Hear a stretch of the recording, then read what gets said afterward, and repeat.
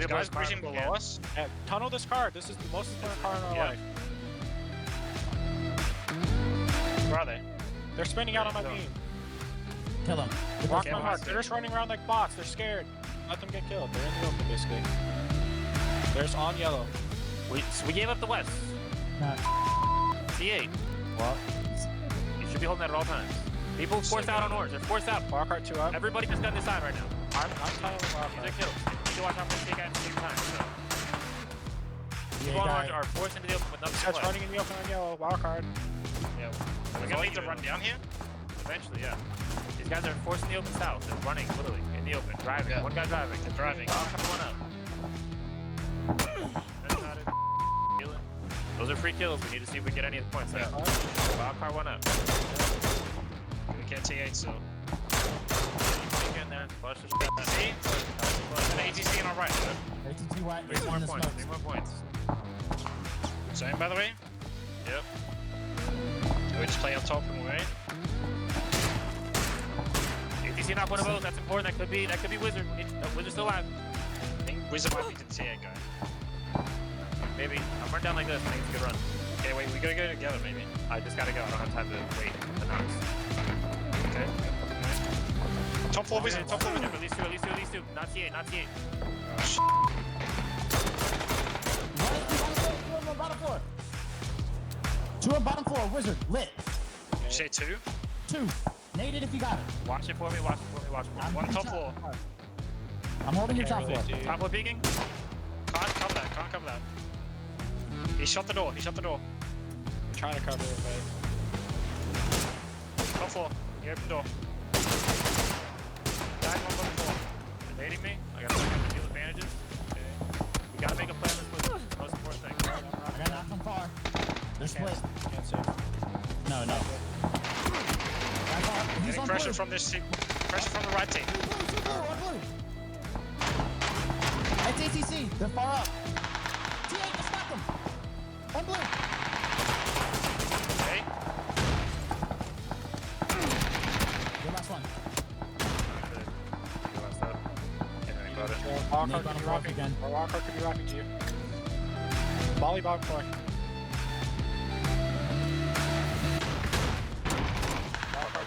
Walkart right.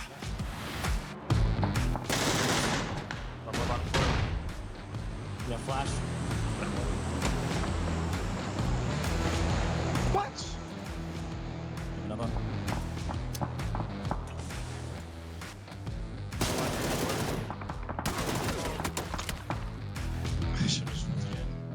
Yep. If they both bleed, we win. Yep. Seriously? Yep. We get those kills. Oh. I'm watching. I see a knock on my screen, so... They're like... We got one. blood, you got I see one. the one. I see the one, bro. Get him. Please. He killed T8. He's going down to res. He's leaving. He's leaving.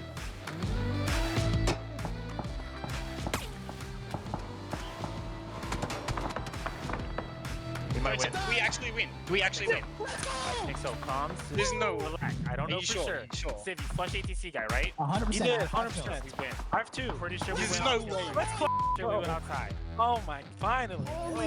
There's no way, bro. There's no way. I don't know, I man. don't believe it. I don't believe Relax, it. relax. Give me your kills. Give me your kills. I have 5. I have 2. Okay, 5, 4, 2, 11. 13, 14. They had 2 points. Let's go! We did it. We did it. Beat him on the time, We for did sure. it. We did it. Oh, bro. Oh my god! You guys are legends. Every single one of you. Bro, there's no way, man. Nice dude. Clutched up again. Oh, yeah, it's a team effort there, boys. Gunner, you're unmuted, bud. You're muted. You have to unself. On you. I can't. It's not over until it's over. I just need to see it, bro. I need to see it, man. I gotta see it. Nice check in that corner, bro. Oh my I just have God. to see it. You said to me that if we win, if they bleed out, I stood up and just started biting my nails. I'm not joking. I got out of my chair. I haven't bit my nails since I was 12 years old, and I'm a lot older than 12. Lose my shit. I will fly to each one of your houses and just kiss you on the forehead. I'll kiss you back. Each and every single one. If we did this, bro, holy I will snap. That's what I was saying. We It's You won by 2 Wait, points. We did it! we You won by 2 points. did it. Boys, Thank God. I fucking love you guys. I fucking love each and every single one of you. Oh my god. I can't fucking believe it. God damn it. Good boys. Never fucking give up. Jesus Christ. Yeah. Holy let's go, boys. Unbelievable. Unbelievable. Seriously, good job. You guys should be so proud of yourselves. Holy man. You should be so proud of Yo, yourselves. we finally are Fucking champions, boys. We're finally champions. You should be so proud. Second place curse has been broken. That's my tweet. Like, way to keep your head in it and not give up.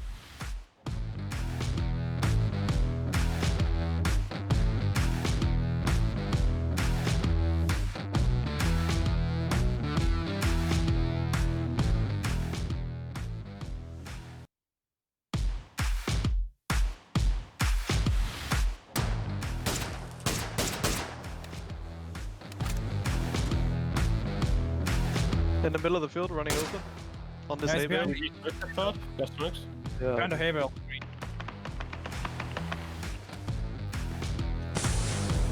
Fucking hell. He's smoking out the shack now. He's gonna run out. I'm hard scoping him as well. Yes, Let's just jump out. send Run him out out. left. He's taking damage. Knock that. Almost knocked that guy on the bale. He's on green. Hit twice with Not us. in it. Where are Yeah. these close guys? They're just on the people. We can take this slow. We don't have to like insta push it. Let's kill the south guy first. He's right, middle smoke. Right smoke. Maybe he tries to make that run with the gap. Oh, smoke me up. Like Phase 3. Okay, One of NLT knocked. One of the road guys is 1 HP. Where is he? Smoke. Knock. Nice. that was the shot guy, right? Yeah, knock shot. Road. Knock. Dead, all field dead. Should be on the cars. Healing. Nice. One HP on the road. 1 HP on the road. I knocked a different team. 1 HP on the road if you didn't flush him. Knock I him. didn't. Nice. I'm second get bleed. the I'm rest. dead. I'm dead. I'm no against smoke. one. Have to res and stir if you want to res. Resin. It's only a knock. Just res. 4v1. I'm gonna run up right. Right now.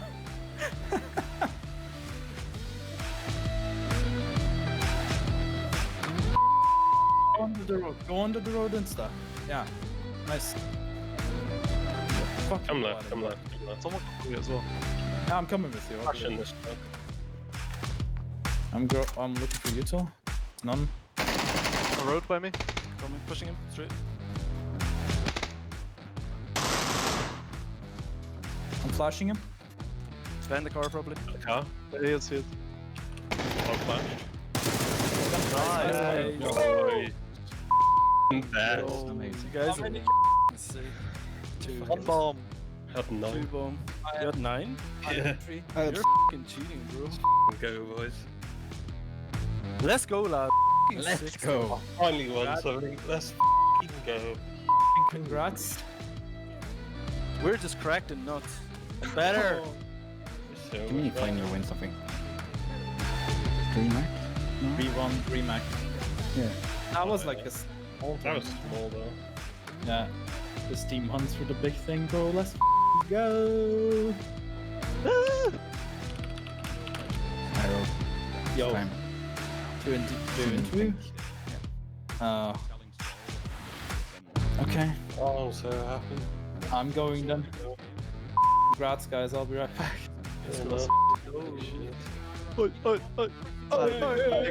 Big one kill.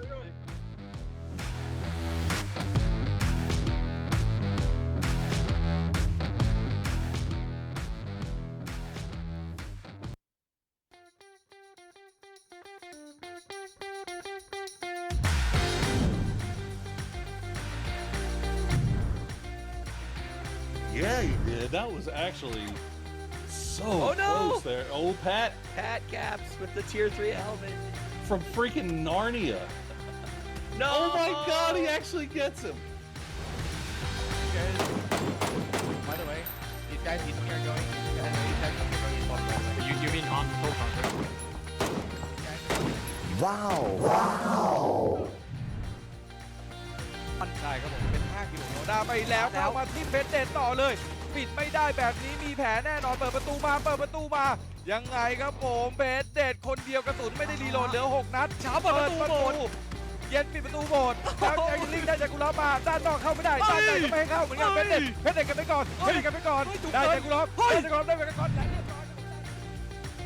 地势并不是很好，119是一个人趴在了树后等待机会啊，等一波伏击啊，他们就觉得先把3S 这边又爆人，全是把握，小心1打3，再来一个1传4。可惜反弹到他是周围。是哇，等下这个防区同样的画面有一点déjà vu，不过这一次的结局完全不一样，茂野一扛多180。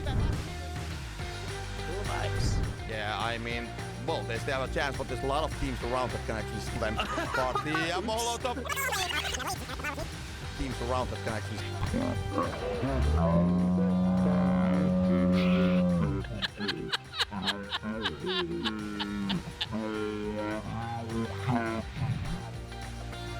ฉีกซ้ายมาเห็นโกลเด้นแคททั้งยวงสเปรย์ใส่ล่วง2โอ้เรียบร้อยอะ 바로 붙는 게 아니라. 카샤. 덤보 선수는 매복 플레이 여기도 혼자거든요. 그건 당할 것 같은데요. 덤보. 이거 알아요? 알아요. 안 해요. 네. 그 정확한 위치 알아요? 정확한 위치는 살짝 모르는 것 같기도 한데요.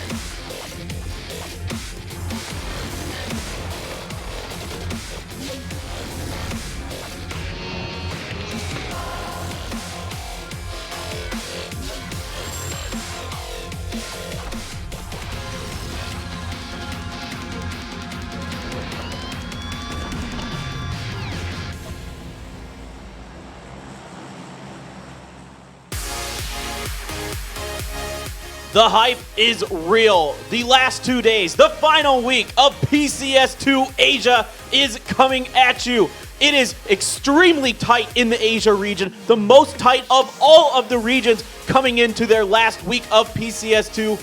I cannot wait for it. Paper thin and bench here forward to these final 2 days, and I tell you what, it has been absolutely insane. The games are nuts. The players are going crazy. It is going to come down to the wire. I feel like nobody's really just leapt out ahead like some of the other regions. It's 10 points from first to second to place. So anything can happen here coming into this. So buckle up, guys. We are going pedal to the metal at the end of this one. So what's interesting about Asia compared to other regions right now is that in a tournament, there usually is a storyline, especially for like tournaments like this. There's a team always on the top and then he gets brought down, especially for Asia, be Infantry. Infantry has been leading the way ever since the first week, and then coming to week number 2, they got brought down. They're in number 3 right now with 135 points as TSG and T1 brought themselves up into top 1 and top 2. And besides that story, there's a side story as well where VLG and 4AM is continuously fighting over an apartment and a school. Well, I think there's a lot of really interesting stories within the games themselves, of course. I mean, like you mentioned a couple already. There's all kinds of like interesting things going on between China and Korea, and they're back and forth throughout the days. You know, kind of which region is more dominant. Right now, Korea is ahead, but it's kind of changed from day to day. So we'll see if that continues. You can look at some of your damage dealers, and right now, actually, after that insane first week that Longsker had, he's come down to earth, and now 911 from TSG is starting. It has leapfrogged him, and he looked incredible last week. So I have some stats for you guys for Longsker and 911, as you can see on the kills as well. So Longsker, although he has been slowed down in week number 2, he's still sitting in top 2 for damage dealing and kill for 392 average for 16 games and 2.13, which is number 1 right now. 911 himself has 2.06 average kills per game. That's 16 matches, guys. That is like the definition of being consistent. And 911's on the top with 403 damages.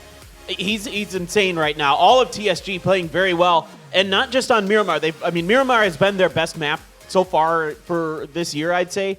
And here in this tournament, it's definitely been their best map, getting most of their points on it. But they've still been playing well enough on Erangel. I think one of their wins even came on Erangel, if I'm not mistaken. Right. So this is a TSG team that looks poised to potentially be the new Chinese team. You know, Infantry's been dominating everything for the last couple months, not just in China, but in Asia. Everywhere they go, they've been winning. But last week, we saw them kind of have a reality check moment where they weren't just that unbeatable force, that team that seemed like they could get away with anything. They had a few, I'd say, not big mistakes, but minor mistakes, especially the one where Zhao Yang went out to get that boat by Milta. That didn't, go too well for them. But so for the Chinese teams, let's table that for a second, because there's a lot of cool stuff going on there. And this is also, I just want to mention this before we move over to the Korea teams. Okay. This is TSG's first big international tournament. Right. So this could go really, really well for them, and that would be quite cool to see. So back over to Korea. I think you've got the most interesting story in T1. Right.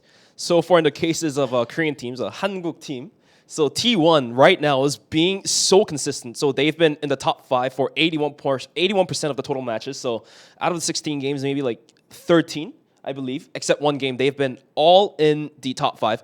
And for the 16 matches, they've been in top 4 for 10 matches. So they've been also averaging 2 kills per game for 15 matches straight. So their day 1, they had 54 points. Day 2, 26. Day 3, 35. Day 4, 34. So T1 is also averaging about like 30-something points every single day-to-day basis.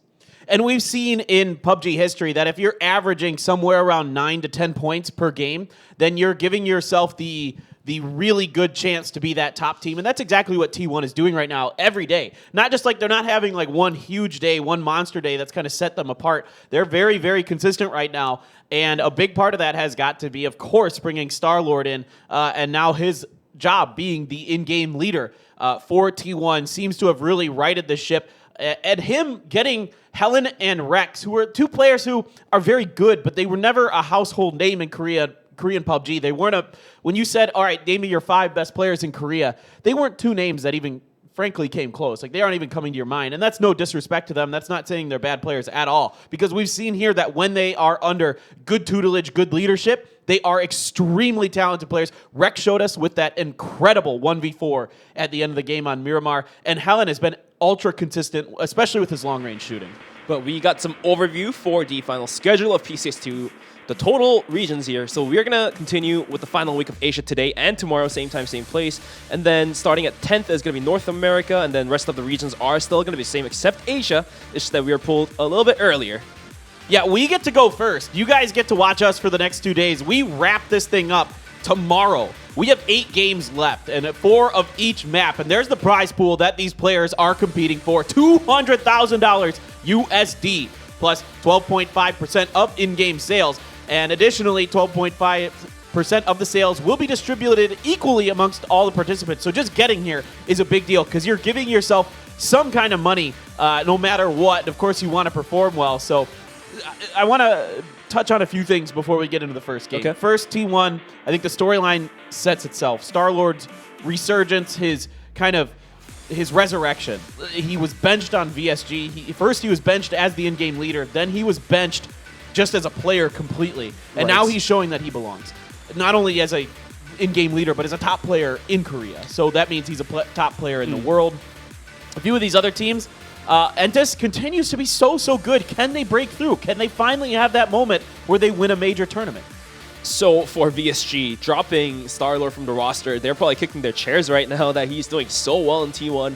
They probably didn't even think T1 was their competitor by any chance because of the point range. VSG was always sitting at the top. T1 has been always kind of lingering in the middle, if not bottom.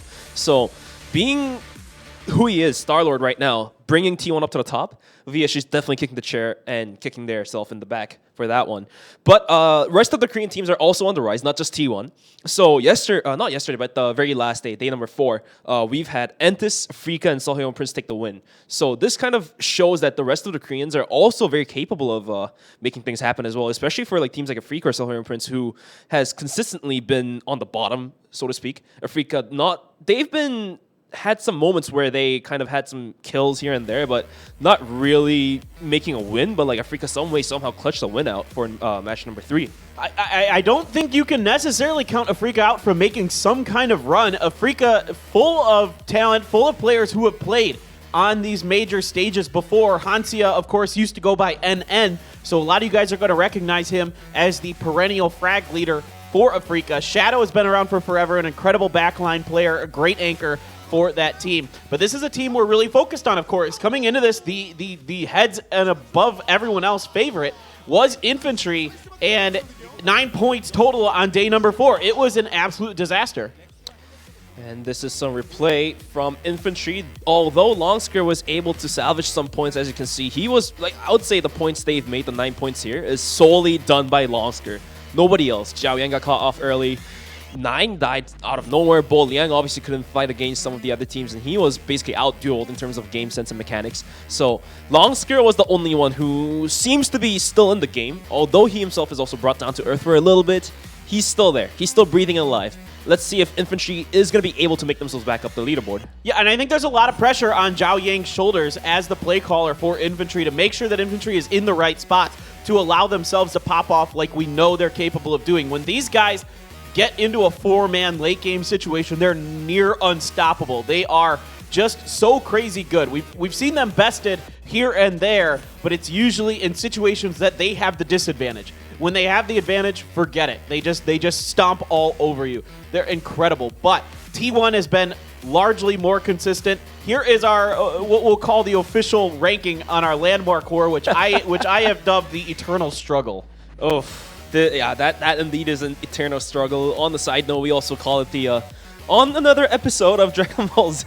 Like, this fight is what's keeping the soul and the spirit of PUBG, I feel like. Although this is technically not what pro teams should be aiming for, this is the spirit that the players must have, I feel like.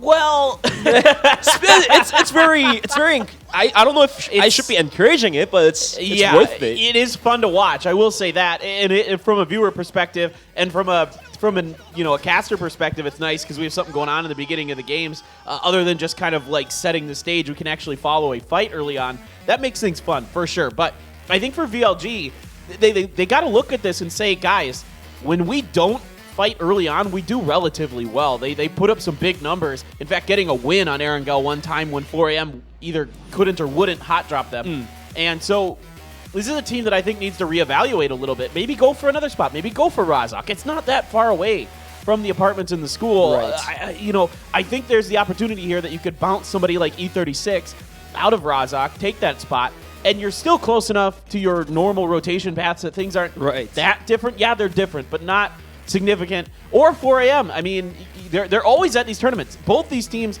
I think, are fighting for these locations because they're consistent and they're convinced that they're going to be, fighting for these locations often.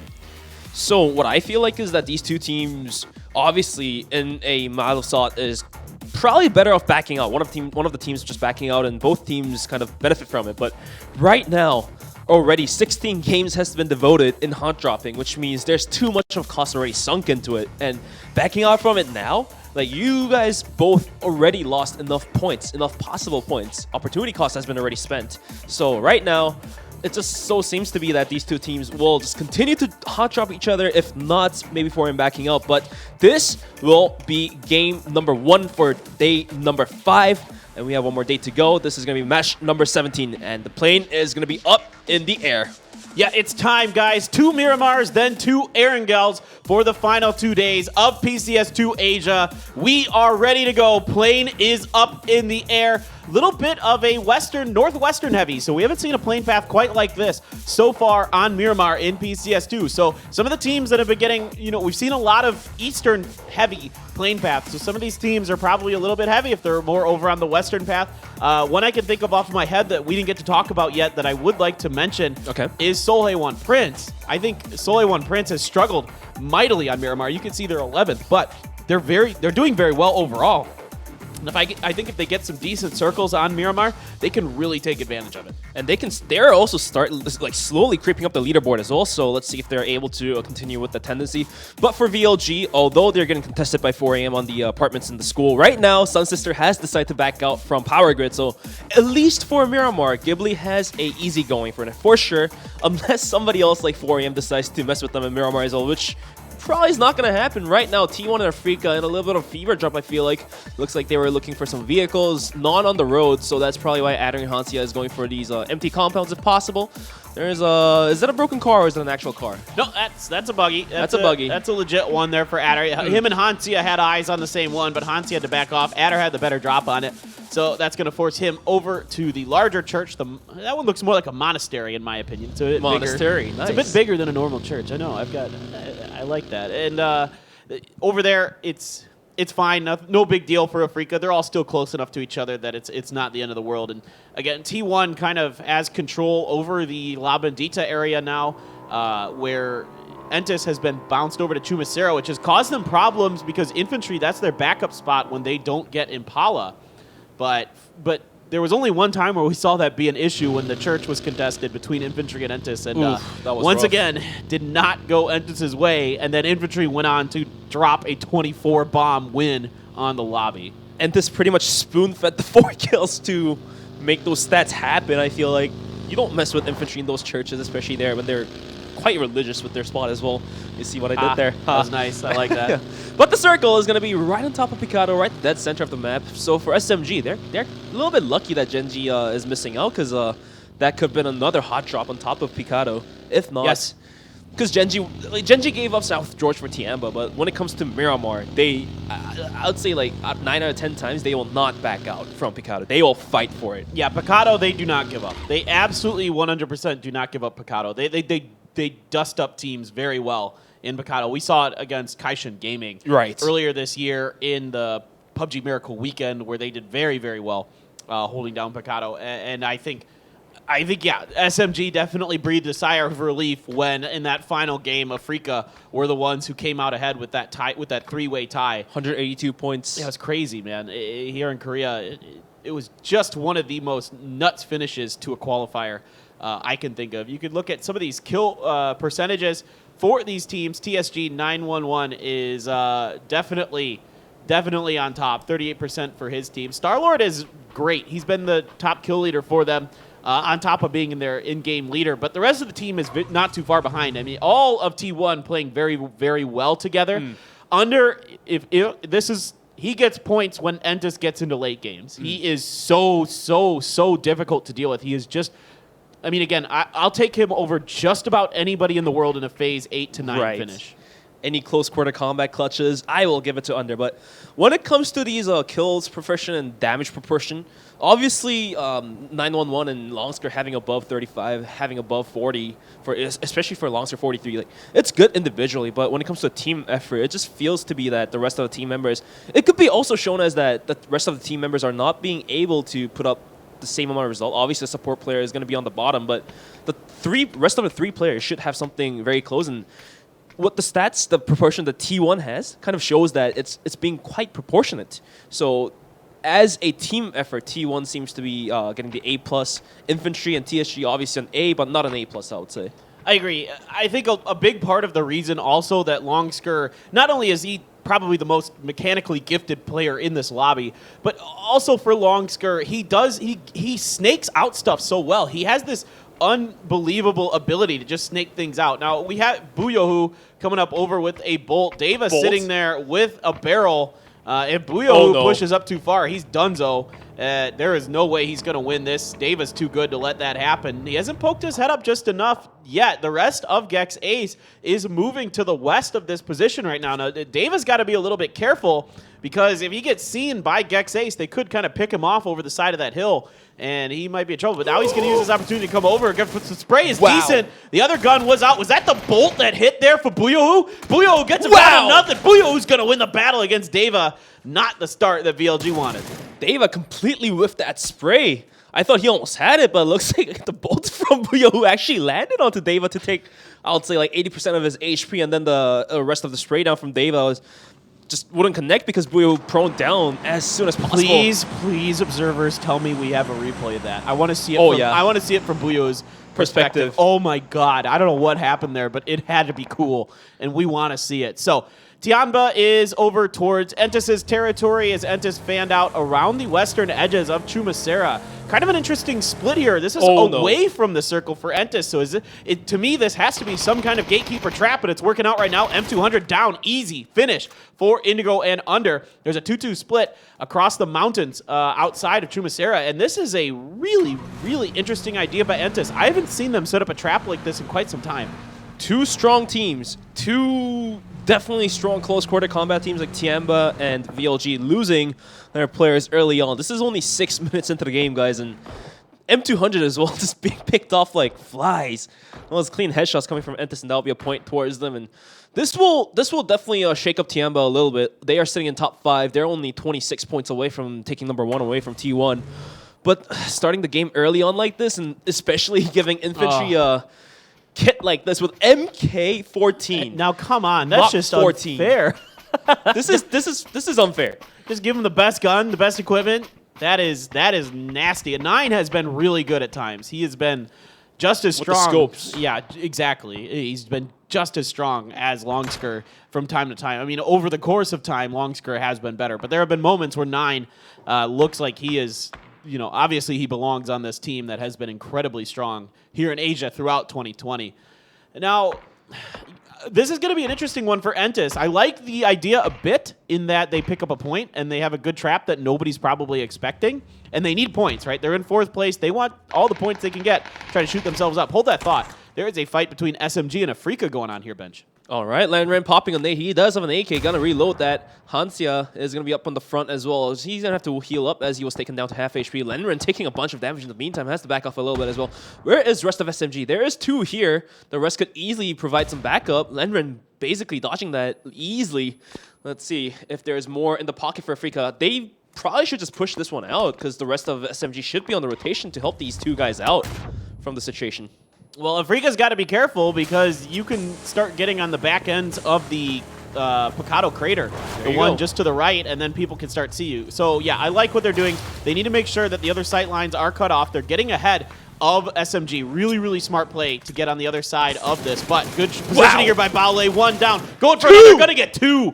Good spray down by Baole down the hall. That's what makes this building so dangerous. It just takes 1 person, and they can effectively hold it down by themselves. And then all of a sudden, it has become quite even for SMG to hold it down. Roa himself has burned out to lower than half HP with the Molly. The nade's going to be thrown as well.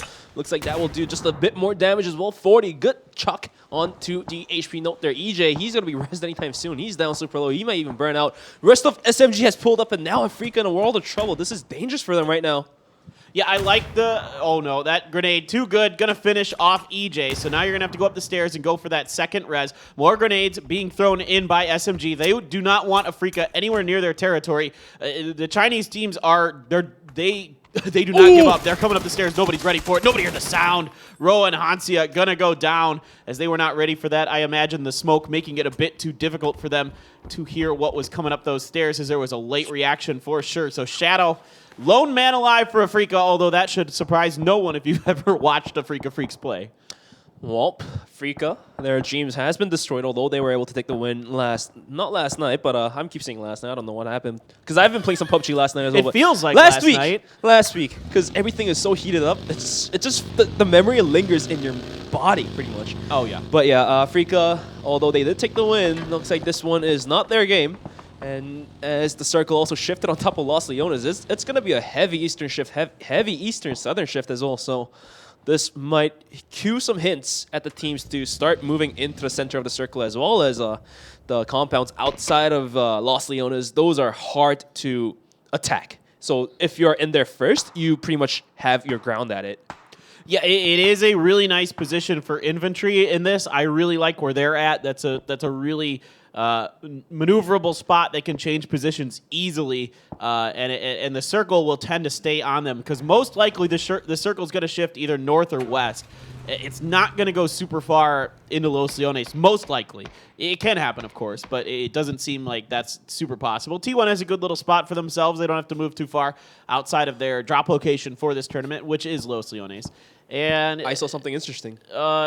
Did you now? What did you see? Longsker picked up the MK14 from 9, and 9 has the Mini. Ooh. This could be a wrecking force. That makes sense to me. I would definitely give him the best gun. The best player in the world, I'd give him the gun. Yes. Ooh, now that's scary. Dude, he's just nuts. He's incredible. He's been really good for a really long time. I mean, we talked about him a lot coming into PGC last year at 2019, and there were some just unfortunate things that kind of happened to infantry along the way. But when he is on, he is mechanically, I think, just the top player in the world potentially right now. Him and Pio are up there for sure. And now La Vega, they've been playing pretty good. They're 8th coming in this, so they're the halfway mark. They're right at the halfway. I'd say there's still a chance. I mean, 8 games, you're about 54 points out. That's doable. That's doable in 8 games. If T1 just has a miserable 2 days, you have a shot. It's a long shot, but it could happen for La Vega. Miserable 2 days, as Clinton speaks. That could happen. I said if. That could happen. No. I'm not trying to throw things at you, but if T1 is slowed down, although they've been super consistent, that has a quite low chance. But let's say if T1 does have a bad day, then that could encourage teams down below 10th place like La Vega, not down below 8th place like La Vega and VLG, 8th and 9th, to make things happen as well. But yeah, back to Longsker. I would say if you give a pistol or any like assault rifle, any sort of a firearm to a 9-year-old kid, that's scary. And then if you give a firearm to a veteran, that's worse. That's even scarier. And you're about to see Longsker popping off with that MK14. And we're about to see the next circle in 5 seconds to confirm if infantry is going to be favored by the circle or not. If they're on the move, the teams holding onto the compound should be scared. If they don't have to move, teams that are coming into the circle should be hella scared. Yeah, COC not probably thrilled with this one with infantry in front of them. It's not going to be easy, no doubt about it. I like Entis' rotation going into Los Leones. Nobody else really made that rotation into the city itself to set up. Every once in a while, you'll see like 4 or 5 teams just bounce in there because they have no other choice. But this go around, it's going to be Entis, and they can hang out on the edge for a while and try to wait for somebody like T1 or TSG to move out and then kind of just take their position behind them if the teams start to get a little more center heavy, which does tend to happen here at Asia. It is a very center-focused meta. So in a circle like this, the teams on the edge, their best strategy right now, I would say, is kind of lingering around the northern edge. There's a lot of the mountain hills and ridges and dips. So you can kind of sit there and make the, just kill the time, and then when the circle shifts onto a compound, you might just as well crash onto it, because there probably is going to be like 2 different teams crashing onto it as well. So see if you have any chance to do it as well. I'm curious about this La Vega 2-2 split and the T1 2-2 split that I'm seeing in this circle. They're pretty far apart, so they're exposing themselves to a crash. E36 is set up on the road by the ramps. That vehicle just going to try to make its way towards Pure Boy, but he's okay. There was enough of a hill there to divert the path. Yuri took some damage too, so he pulls up into the field to give himself a heal. This is in the blue as well. So E36 is going to roll on, making their way, it looks like, towards potentially the northern side of Los Leones. That is actually open, so if they head there, they could hang out for a bit anyway. Soleil One Prince loves their late rotations on these eastern circles. They were probably hoping with that plane path they'd finally get more of a western heavy circle. They did not, so they have to make their way in. But they are a fantastic crashing team when they can get there safely. So, and there's only Lulu Always from COC right now. They're gonna full send it. They know it. There hasn't been enough gunfire for them to divert off of this, and Lulu Always is gonna go down to Kim Goni. Easy here for Soleil One Prince. That's why you don't want to be the victim of Soleil One Prince's truck. Oh, come crashing on. right onto you. Longskirt steals the kill. No, that's onto Nan, so that's Lulu Always. Oh, okay. Yeah, Infantry secures their kill as Soleil One still. Prince also secured their kill onto Lulu Always. In the meantime, it's going to be Soleil One Prince shooting at XS. That vehicle's going to be beat up as hella beat up. Logos also takes a bunch of damage. Bullying is going to be so good with the spray down. Finds a headshot and a flush as well. XS is going to be knocked out in the meantime from the side of the screen as well. So that's going to be Champions of Competition out at 16th place. Yeah, as soon as this circle shifted the way it did, I knew this was going to be really challenging for Champions of Competition. You either had to go through Infantry or SMG, and then to make matters worse, Soleil One Prince, they're bullheaded. They will go for stuff if they smell weakness. And they did, and they took advantage of it. That just completely sent COC into disarray. Soleil One Prince still on the edge of that circle for now, but now they have a similar problem to what COC just did. You got to go through infantry, or in this case, SMG, and, well, Shadow's still out there, but poor Shadow, he's about to get sandwiched potentially by about 3 different teams, so it could be very challenging for him. T1's going to regroup. Their 2-2 split, they were able to hold it off well enough. Same with La Vega to make it count. Entis is going to roll in on the opposite. Entis might just take this La Vega compound that they just abandoned. It looks like this is going to roll right into the warehouse, but right now, still moving the gunfire. They have to regroup. They're on a 2-2 split right now, but I really feel like the players in the compound should be moving themselves up top to the mountain. In the meantime, Sadis gets knocked out, as it's going to be some co-op operation between Gex Ace and Sun Sister to knock them out at 15th place. Yeah, it's been a real struggle for Sadie's, as you can see. They're at the bottom of the leaderboard, and this is their first big international tournament, a very young team. And you could see maybe a bit of that, in 2 different ways. So A, they're young. B, it's their first big major tournament that they've qualified for. So that's all kind of piling together into, a not great start for them, a not great finish for them potentially. But I still think there's a lot of potential on that team. A lot of very skilled players. Oh my gosh, bullying. It's not nice. That's not nice. You can actually judge pretty well where those players are because you can see the edges of the cars in the smoke. So you have a pretty good idea of where the windows are going to be. You're going to have to just let Raining go. Kim Goni is going to roll forward, but he is very, very in trouble. That Bronco's already hurt. It's exposed to the side of infantry. Oh, goodness. This is horrible. Nefiex ahead. Actually, we should note this for Soleil One Prince. Nefiex in today. That's a swap out. I believe I haven't seen Juanita, so that's my guess, although it's either Maxora or Juanita, because I've seen Kim Goni. But anyway, infantry, yeah, making teams pay for those rotations as you would expect. That's going to be 4 AM beating down Sun Sister. Kindesu knocked out. That's going to be easy flush by Pignon. It's going to be Pignon finding Faye as well. It's only down to Poli, I believe. And Sun Sister is going to be struggling yet again, even though they gave up their compound power grid to VLG. Just the rotation seems to be failing right now as they have made major changes to their rotation paths. Yeah, it's hard. Good grenade from Lurena. Finds Shandion. Indigo's doing some work over onto Gex Ace. Lou just ran over Crazy Sam. Soleil One Prince is finally taken down. Starlord finishes Nefiex off, so a point in the hands of T1. But Infantry with already 5 kills over here, looking to pick up some more. Putting the pressure down onto Tianba. They're going to send some members forward, maybe? Is this what 9 is thinking here? I think Longskirt up there. I'm not going to be surprised if they just take the fight right to Tianba, although Tianba making a counter flank, a counter rotation here. So I like the two moves by these teams, but Lin Shun is out in the open on that motorcycle. He's got to be very, very careful. Gonna have to roll in behind that shack to avoid any more damage for now. Z9Max is dead caught. He's going to have to put out at least 3 more smokes to even try to join up with Lin Shun. I don't even think that's going to be possible with 3 smokes. In the meantime, Z9Max has to prone down. The blue is right behind him when the circle joins itself into the white circle. It's going to hurt. That blue damage is going to tick, not just tickle, it's going to actually like beat you down. So that might be the end of Z9Max. Lin Shun in the circle, but the rest of infantry is now pushing long square and 9 slowly zoning up the gap. Lin Shun has to find a couple of good spray downs at least to find one knock onto one of the players. Lorena's in the backside, but Zhao Yan caught him, catches him off guard. So that will alert the rest of infantry. Long square now up front. Good spray down, clean headshot. Lin Shun goes down. Lorena gets spotted up by Lenren. That's going to be an SMG beating them down, and that's Tianba completely out from the lobby. Yeah, just really nice stuff from infantry. They're not scared to get up in front of you, take the best fight they can. That's what they do. They leave 2 back to cover. Really, really smart maneuvering from infantry, as we're used to seeing. And Longsker is going to have to be Johnny on the spot here. Go for the res onto 9. Should be A-okay. There's no one else really in the vicinity of infantry right now, so they're going to have 4 up coming into this next circle phase, as TSG has circled around T1. They're getting the wagons ready and finding out if they can, you know, get something going, maybe even rotate all the way around T1. T1 doesn't have a great sight line over to that eastern side, so actually TSG has found enough of a path between these 2 buildings they can take to get further center. Well, you do find a small dip to work with, but I think that's going to be completely exposed on the other end, where Entis, it could be possibly climbing onto the hill. 911 is going to be spotted up by Helen. That's a headshot from SLR, and he's getting knocked out in the wild. Looks like Peng Shen has to get into his car and then pull up to try to save him. Helen's going to be popping up with SLR once again, but the res comes through.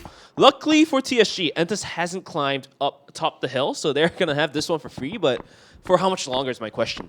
Yeah, it's going to be interesting once Entis is forced towards them. They're going to have pretty good angles down on top of them, but Entis will kind of be exposed to some other teams in this circle. We're pretty much right around the crater, the Picado crater right now. La Vega is a fantastic spot because they're in the middle. Here goes the push from infantry. Oh, VLG getting absolutely just demolished by 4AM. VLG out in 9th place, so 4AM doing work on them on Miramar in the mid game instead of the early game on Erangel, so that's got to feel bad a bit for VLG and their fans. Now Starlord and T1 with a 2-2 split, trying to cover, seeing if they can put some shots down into infantry. They got to make them pay a bit for these rotations. A couple teams have rotated out ahead of T1. There is a Groza for Starlord there.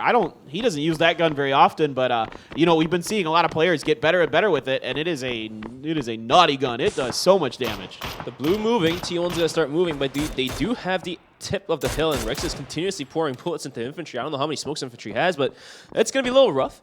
In the meantime, I think the 4AM squad has been revitalized. They are definitely picking up the kills onto VLG, and it's really good to see a veteran team, real old veteran PUBG players, pretty much. Especially for Wasey, he's been there forever, I feel like, even since the TPP days. So it's really good to see them kind of come back to life. Breathing. Yeah, and I think their fans are very happy about their performance so far. T1 still popping shots down into infantry, but plenty of smoke still available for infantry, although they're burning through a lot of them right now. That could come into play late game if they're not able to maybe, say, wipe out another team like La Vega or something. Wow. Get anything done with it. 9 just pops up and sits at her down. That's going to be a res coming out for T1. Should be okay now. Starlord gets knocked by Longsker with that Mark 14. We were waiting for that guy to start using it more, and he's getting the opportunity now. He's going to get that knock. And Starlord, I'm not sure if T1 can get over to him in time. We'll see. Looks like we do have a buggy available to get there. Get next to Starlord. A dip helps as well, as there was a crate that dropped, so that's where Starlord picking up that Groza along the way. But T1 has a difficult situation in front of them. They are going to be outside. And there's a fight over between Entis and 4AM. Now Entis is pulled up on the backside of 4AM. 4AM is holding on to the rock, so that might be a little bit more helpful, but Entis has a couple nades. Under is going to toss them right into it. I don't know if that's going to connect. That could do a couple damages, I believe. It's going to bounce backwards. The 4AM is going to have it for free. Entis taking a bunch of damage. Sungjang gets knocked out by Piknan. Lu gets knocked out as Kale has returned. And that will be 3-on-3 as there are smokes being put out by Entis to make their way into a 4AM down below. This is FPP, so elevation. If you're lower, you can easily pick out the heads, but at the same time, if players come from different sides, you'll be easily knocked down as well. Waste finds one as well. Yeah, Kale gets a little over eager. The stuns weren't out yet. And 4 Angry Men has 10 kills in this 11. Make that 11. They are having one of their best rounds of the tournament. I'd say it's definitely their best round of the tournament here so far. And Entis goes out early. Not the start they wanted to have to this day. Over to Infantry. Shadow still somehow, some way alive. I cannot believe that that guy's alive. He is the most uncanny player when it comes to surviving stuff he shouldn't. Helen down for T1 over into TSG, but Volibear falls in the shack. Rex covering the side, going to get a bunch of damage into 911, taking TSG out, keeping them at bay. This could come down to a really interesting fight between Infantry and T1, but right now, Infantry still at full force. This might be T1 and no, this could be Infantry and a 4 AM's game. Shadow got caught in the middle, so Afrika's going to be going out at 6th place, at least some placement point being earned. Now, Infantry moving in towards SMG. The Flash is going to completely blind Vale. He's going to have to back off. But Ren, he's going to toss out this couple nades, do a little bit of damage to 9, but he has to back off as he's going to be taken down to half HP. On the side of the screen, it's going to be La Vega against T1. Zhao Yang pushes out far away. He's going to spot out one. Gut spray now. Second one is all. Zhao Yang is going to be popping up crazy. And now Infantry is going to be breaking right through the break defense.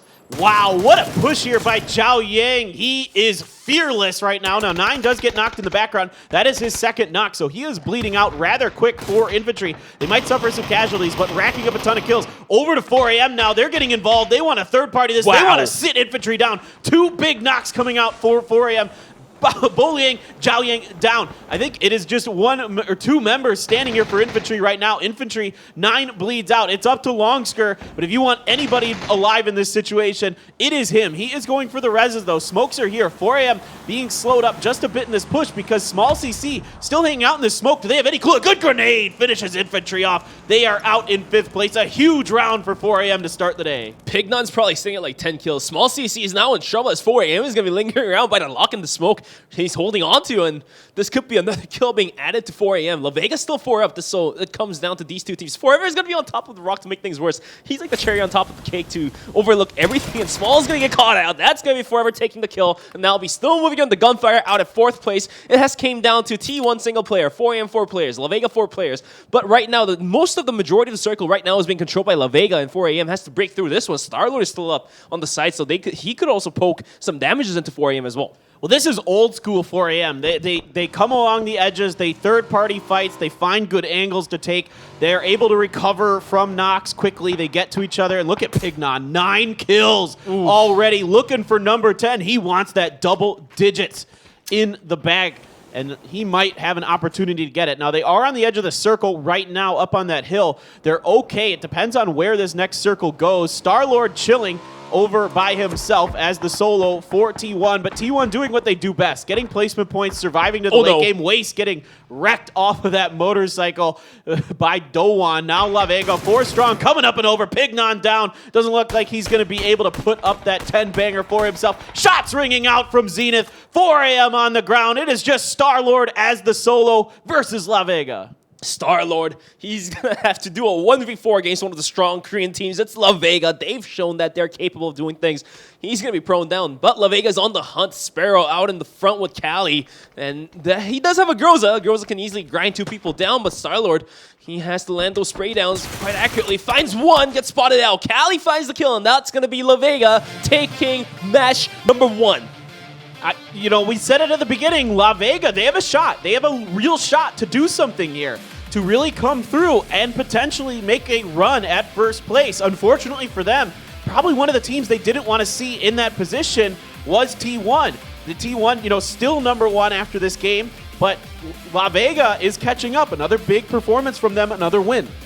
Infantry, I think, also have made up some points as well, so they are definitely closing the gaps with T1. I don't know if that has... I think Infantry has surpassed TSG, if I'm not wrong, with the amount of kills they have, but we are going to have to take a look at the match leaderboard to confirm that if that happened or not. 4 AM has been revitalized. They're definitely full of energy. They're doing so much better than the past 2 weeks, so that's also really great to see. Well, it's just old school 4 AM.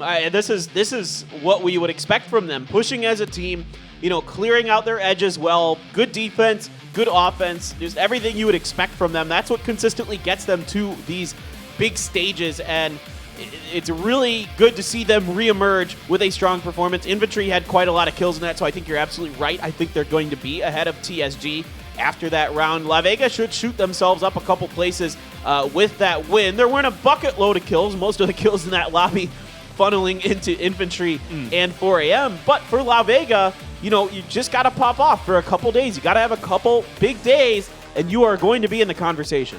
All right, it's going to be 4 AM with 21.16 big kills. Although they were in the third place, not even first place, they're still going to be on the top of the scoreboard right now as Pigna was popping off like nothing. He had 9 kills by himself, 3 on Waste and 3 on the other player, 1 on the rest of the player as well. So La Vega comes in second. Although they did take the win, they only had 8 kills, but 18 points should be enough for them to push themselves above Sohaeon Prince. So I believe they should be sitting at top 6, I believe, right now. Yeah, absolutely. And you can see Infantry is going to gain 4 points on T1, but this is a problem for these other teams. T1 just always doing it. They're always up here getting 9, 8, 10 points, and that's what they need to do to really give themselves a good shot to win, assuming Infantry just doesn't have a monster couple days. That's not what you want to see in the hands of Infantry, is 10 points there. So it will be a 9-point lead for T1 after the first game of the day. La Vega shoots up a couple spots to leapfrog ahead of Sohaeon Prince, and Infantry is ahead of Triumphant Song Gaming. So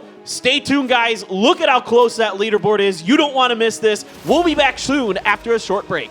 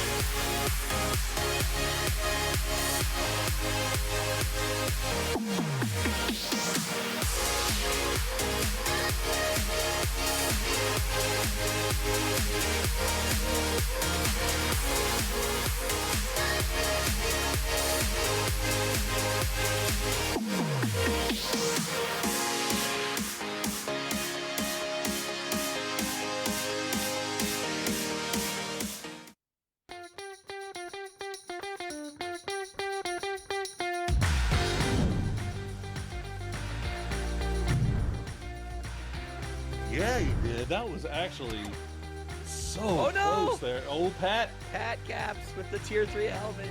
From freaking Narnia. No! Oh my god, he actually gets him. By the way, these guys even here are going. You mean on full conquer? Wow. ใช่ครับผมเป็น5 กิโลได้ไปแล้วเข้ามาที่เพชรเด็ดต่อเลย ปิดไม่ได้แบบนี้มีแผลแน่นอนเปิดประตูมายังไงครับผมเพชรเด็ดคนเดียวกระสุนไม่ได้รีโหลดเหลือ6 นัดเปิดประตูเย็นปิดประตูโบสถ์แล้วแจ็คลิงได้จากกุลามาด้านนอกเข้าไม่ได้ด้านในก็ไม่ให้เข้าเหมือนกันเพชรเด็ดกันไปก่อนได้จากกุลาได้ไปก่อน地势并不是很好，119是一个人趴在了树后等待机会啊，等一波伏击啊，他们就觉得先把3S 这边又爆人，全是把握，小心1打3，再来一个1传4。可惜反弹到他是周围。是哇，等下这个防区同样的画面有一点déjà vu，不过这一次的结局完全不一样，茂野一扛多180。Yeah, I mean, well, they still have a chance, but there's a lot of teams around that can actually see them. But the Molotov teams around that can actually.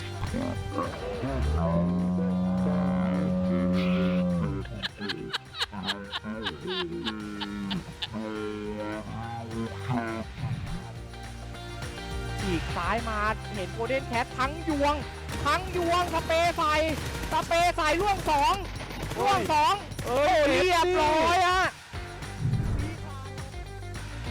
바로 붙는 게 아니라 카샤 덤보 선수는 매복 플레이 여기도 혼자거든요. 그건 당할 것 같은데요. 덤보 이거 알아요. 안 해요. 네. 그 정확한 위치 알아요? 정확한 위치는 살짝 모르는 것 같기도 한데요. 깜짝 봤어요.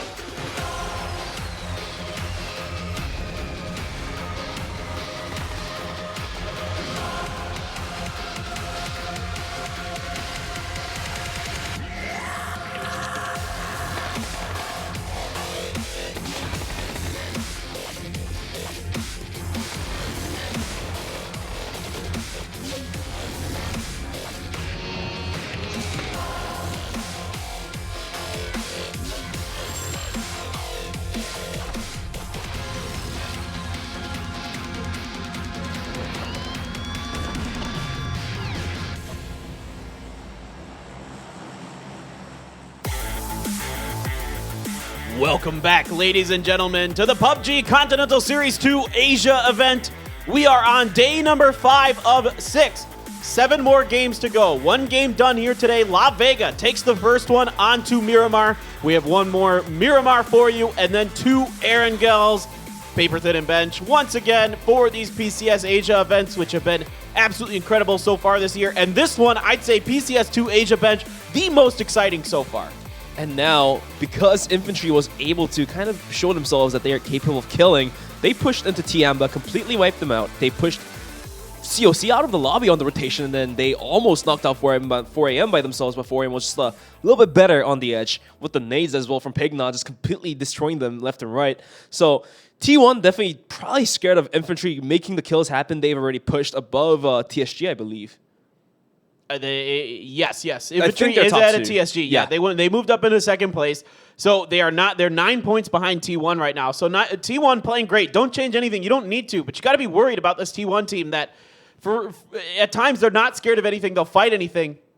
And while T1 strategies are wonderful, they're very smart, they're very efficient, the absolute insane ability of infantry makes everything so scary because infantry could just fight anywhere, anytime, and win a fight out of nowhere. And all of a sudden, they put up a 20-point round, and you might have had 10 points yourself, but now they've caught up to you because they're crazy. And it's so scary for T1. But that being said, I wouldn't change a darn thing of what I'm doing if I'm T1. Oh yeah, they will just continue doing whatever they're doing. I mean, again, they were in top 5 once again, so they're just continuing to be very consistent. And if infantry fails to deliver maybe one game, then that's going to just leapfrog T1 even further away. So infantry definitely has to be a little bit more careful in their maneuver, I would say, if they're able to just take the fights that they can win and kind of dodge the fights that they're a little bit risky. For example, running into Entis.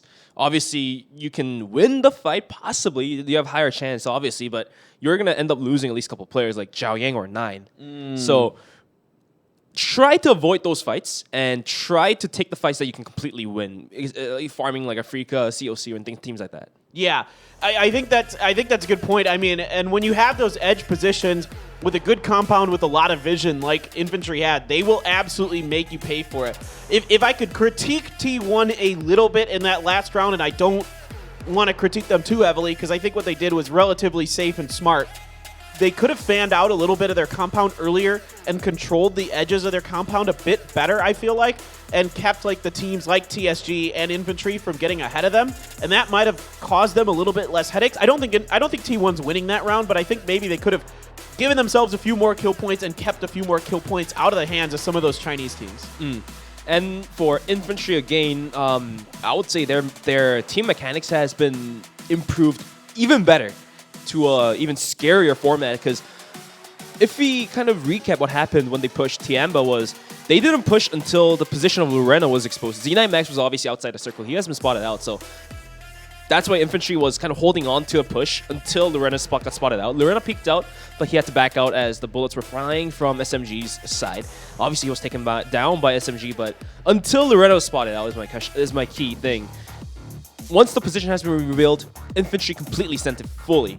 And I think that was one of the key moments, I would say. They're so smart with how they take fights. It is a thing of beauty to watch them, just knowing where the better positions are and taking those positions no matter what. That's what they go for. As game number 2 here on day number 5, the last Miramar of the day, is up and at ya.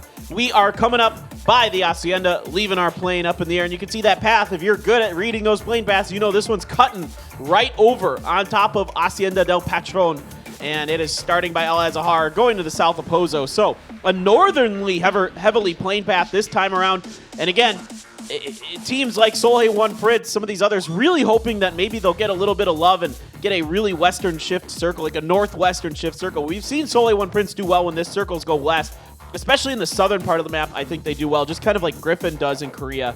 But these guys, scary, scary, scary. We saw them take advantage of that lone man with Lulu always with COC, and then they just ran into that buzzsaw that is infantry where they just couldn't get through. Right, but the circle only has to touch the plane path, so it could technically not go north. It could actually be a southern shift and Los Leones being top of it, like once again what happened in match number 1 as well. But we are about to see the first plane path anytime soon, within just 30 seconds. There's no hot drops happening. VLG covers the whole power grid. Looks like they're going to be dropping a little bit far away as well. 4 a.m. is going to be picking up the vehicles, and they're going to be rotating into the center circle too as well, I believe. Yeah, there's nothing too crazy going on from what I can see on the map. It looks fairly friendly. Nobody seems to be encroaching on each other's territory too much just yet. First circle going to give us where Pozo, hey, Solhe One Prince, finally. Probably very happy about this one, and you can actually see Sun Sisters over there heading towards the Alcantara area, so they're going to be feeling good about this one as well, as we finally get a northwestern circle here on Miramar. It's been a while, and you can see infantry, they've been Impala since the plane path was favorable to it, and they're going to have a bit of work cut out for them coming in, but they're not. The thing about infantry is they're not bad no matter what. They can play middle, they can play edge, they can do literally anything and do it well. And if it's the center, they will farm the players that are coming in from the edge. If they're edge, they will farm the players holding onto the compound as they're moving into the circle. So either way, left or right, they will just toss the coin and make it happen right on the money. But right now, the circle seems to be not in favor for Infantry and Entis, and for Entis, this could be a little problematic, as there is going to be a heavy saturation on the eastern edge of the current circle. As you can see, there were like 4 teams already at the edge, although a couple of them would probably start moving into the center circle as well. There are going to be teams like 4AM, Africa, La Vega, who will pretty much take the old spot that's been owned by these edge teams already. Yeah, absolutely. And this is a little bit unfortunate for Entis, as you're seeing on our screen. They went up to the north, kind of to the very eastern road towards the Campo Militar, but there isn't a lot of other space for them to go right now. Chumacero, based on that plane path, was taken by Tianba, so they couldn't really go where they wanted to. Now they're an excellent Miramar team. Is Entis? You can see they're doing pretty darn well. 4th place overall, 7.2 points on Miramar. When they make good rotations, I'm gonna change my sentence a bit from how I was originally gonna say it. When they make good rotations and they get 3 or 4 into the late game, Entis is really strong. They just, for whatever reason, if they lose one person really early, it just seems to fall apart. They just seem to get tilted by it. But if they can get towards the late game, like Phase 5, Phase 6, with 3 or 4 alive without significant issues in rotation, generally things go well for Entis. And because things do go well and did go well for Entis, they're going to be sitting at top 4. We're living in a meme right now. This has been continuing ever since the Korean qualifiers as well. It's going to be 4th or a gain for Entis. So let's see if they're able to break that habit and see if they're able to climb to top 3 or if they're going to be lingering in top 4. And we're about to see if that's going to happen or not in this game. This game could be a game changer. They're only 6 points away from TSG. So one big game will make the things, will do the job. They're very much still in this. I think anybody who's top 6, even top 7, I'd say Sole One Prince, maybe in this as well. If you're within 40 points, 50 points coming out of today, you have a shot. It's not a good shot, but you have a shot. I think you'd have to be within about 30 points to really have a good chance. So right now, since there's still quite a few games, this is 7 more if you include this game, there's still definitely a chance for some of these teams, but they really have to pop off. And La Vega, good start for them, but I don't know, if below that, Sole One Prince, champion of competition, still moving under gunfire. I don't know if there's really a chance. It's extremely unlikely for them. Speaking of being extremely unlikely, Sungjang gets knocked out by Under once again with the vehicle, so he's going to be on 2nd knock already, and we've seen in the last couple weeks that Sungjang's knock count actually played a big role in Entis failing to take wins here and there. So this could be a hint that they are destined to be top 4 again. Well, it slows down their rotation. They already have basically the 2nd longest rotation. Infantry is the only team that has to make a longer rotation than them to get into the 1st circle, and that's going to slow them down. It's going to put them behind Team Sadies, who's going to cut up in front of them on that northern road, because they want to go through Tierra Branca, does Entis. That's pretty much the only rotation they have available to them. When you're up on that northeastern corner of the map, you only have 2 roads available to you to head west, either the very northern road by Torre Ahumada or the middle road over from El Azahar towards the Hacienda. That is it. Everything else, if you're cutting across the middle, is really slow and rocky and bumpy, and it's very difficult. Yes, there are some trails, but even those trails at times are a little bit odd, because you can hit a rock or something that you're not really, or an angle that you're not expecting, and flip your vehicle. So you got to be careful, and I'm going to be really curious to see how this plays out for Entis, because it is going to be a very long rotation for them. Infantry, they themselves also have to go through a very long rotation. They're going to be going towards the south main road, and looks like they're going to be just taking the main straight highway from Miramar and head upwards into the circle. But right now, there's T1 lingering at the edge, so this could get risky if Africa or T1 does decide to set up shop at the edges and try to sneak a couple kill points by setting up a trap. That is definitely possible, but we're going to have to see what happens, as T1 is still outside and they're going to have to send themselves in as well. And in the meantime, just looking at the point spread, just 9 points away is going to be Infantry, and away from Infantry is going to be 7 points for TSG. That's going to be 6 from Entis. So top 4 is very, very tight right now. And then what do you think? It's nuts. I don't know. I don't know what to think, Bench. It's so darn close in those top 4 spots that anything can happen. And any team that pops off is going to give themselves a really good shot to win. Nice Nice moves there, Rex. That was a good jump there. 5 points. Yeah, 5 points. I'll definitely give that. Adder on the big time Overwatch on the very edge, but nobody's even remotely near him. This is quite comical. This is a great spot for Adder to get a lot of vision, and he can use that motorcycle really well to get up and down. As you can see, you can just send it with the motorcycle if you land it properly. And Adder's giving us a little bit of a show while he's doing it. You don't take any damage, and you can drop from forever away. There's no, as far as I'm aware, there's no terminal velocity that blows up a motorcycle. So, unless, I could be wrong on that, but if I think you land at wheels first, you're good to go. And you can see Entis had to go all the way up.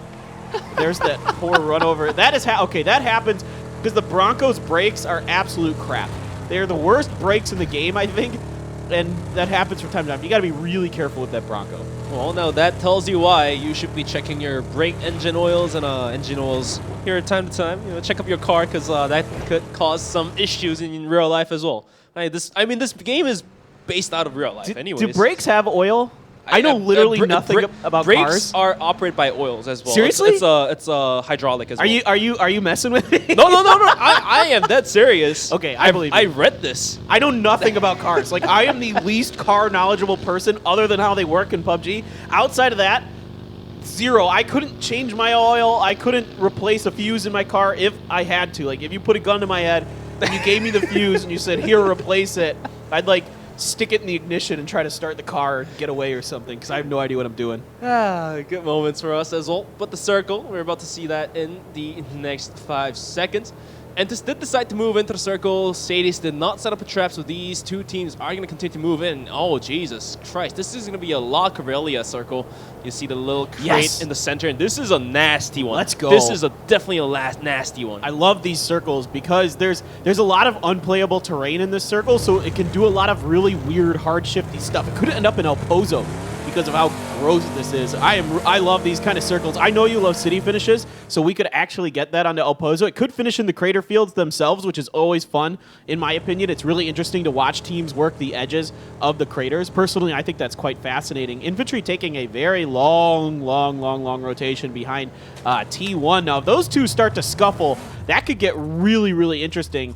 Boliang going to stop up to go for the heals as he has just entered the safe zone for a short amount of time. Plenty of time to get the heals up and everything. There's still 40 seconds over. Sun Sister was making their way down towards El Pozo. Getting cut off just a bit is Polly by Tianba, but we did see Polly pop off in a couple games the other day. So this guy looking good for the Sun Sisters. They just picked him up recently, and he seems to be performing well. Well, for him to get away from this, he's going to have to knock out Lin Shin, but inside of smoke is going to be Polly. At least he was able to put it out in time. Lin Shin's now pushing up forward. Polly has heard it. The flashbang's going to pop, so that's going to envision his vision for sure. And now he's down super low. The nade might just do the job. It's going to land right behind him, and Lorena will toss him out, and that will be an easy flush as well. Rest of Sun Sister, they are looking to pull up, but this will stop them. This is going to actually pull them away from actually crashing into Tianba. Yeah, Star-Lord just gets out ahead of infantry. They set up for a second to get some shots. He's on that motorcycle. He's exposed, and they're good enough shooters that they can make that happen. But this time around, not going to do much to the Star-Lord. He is going to mosey on ahead with the other 3 members of T1 leading the way this time around. So Star-Lord either going to play anchor or forward for his team, depending on the rotations, the placements, where the circles go. There's a bunch of different factors. And then outside of that, what's really interesting about T1 is basically everyone except Rex has had a chance at being a shot caller in the past. So there is kind of this ability that if Star-Lord isn't in front for your team, you have other players who can be that front man, who can be that kind of in-the-moment decision maker that can take over briefly while Star-Lord gets into position.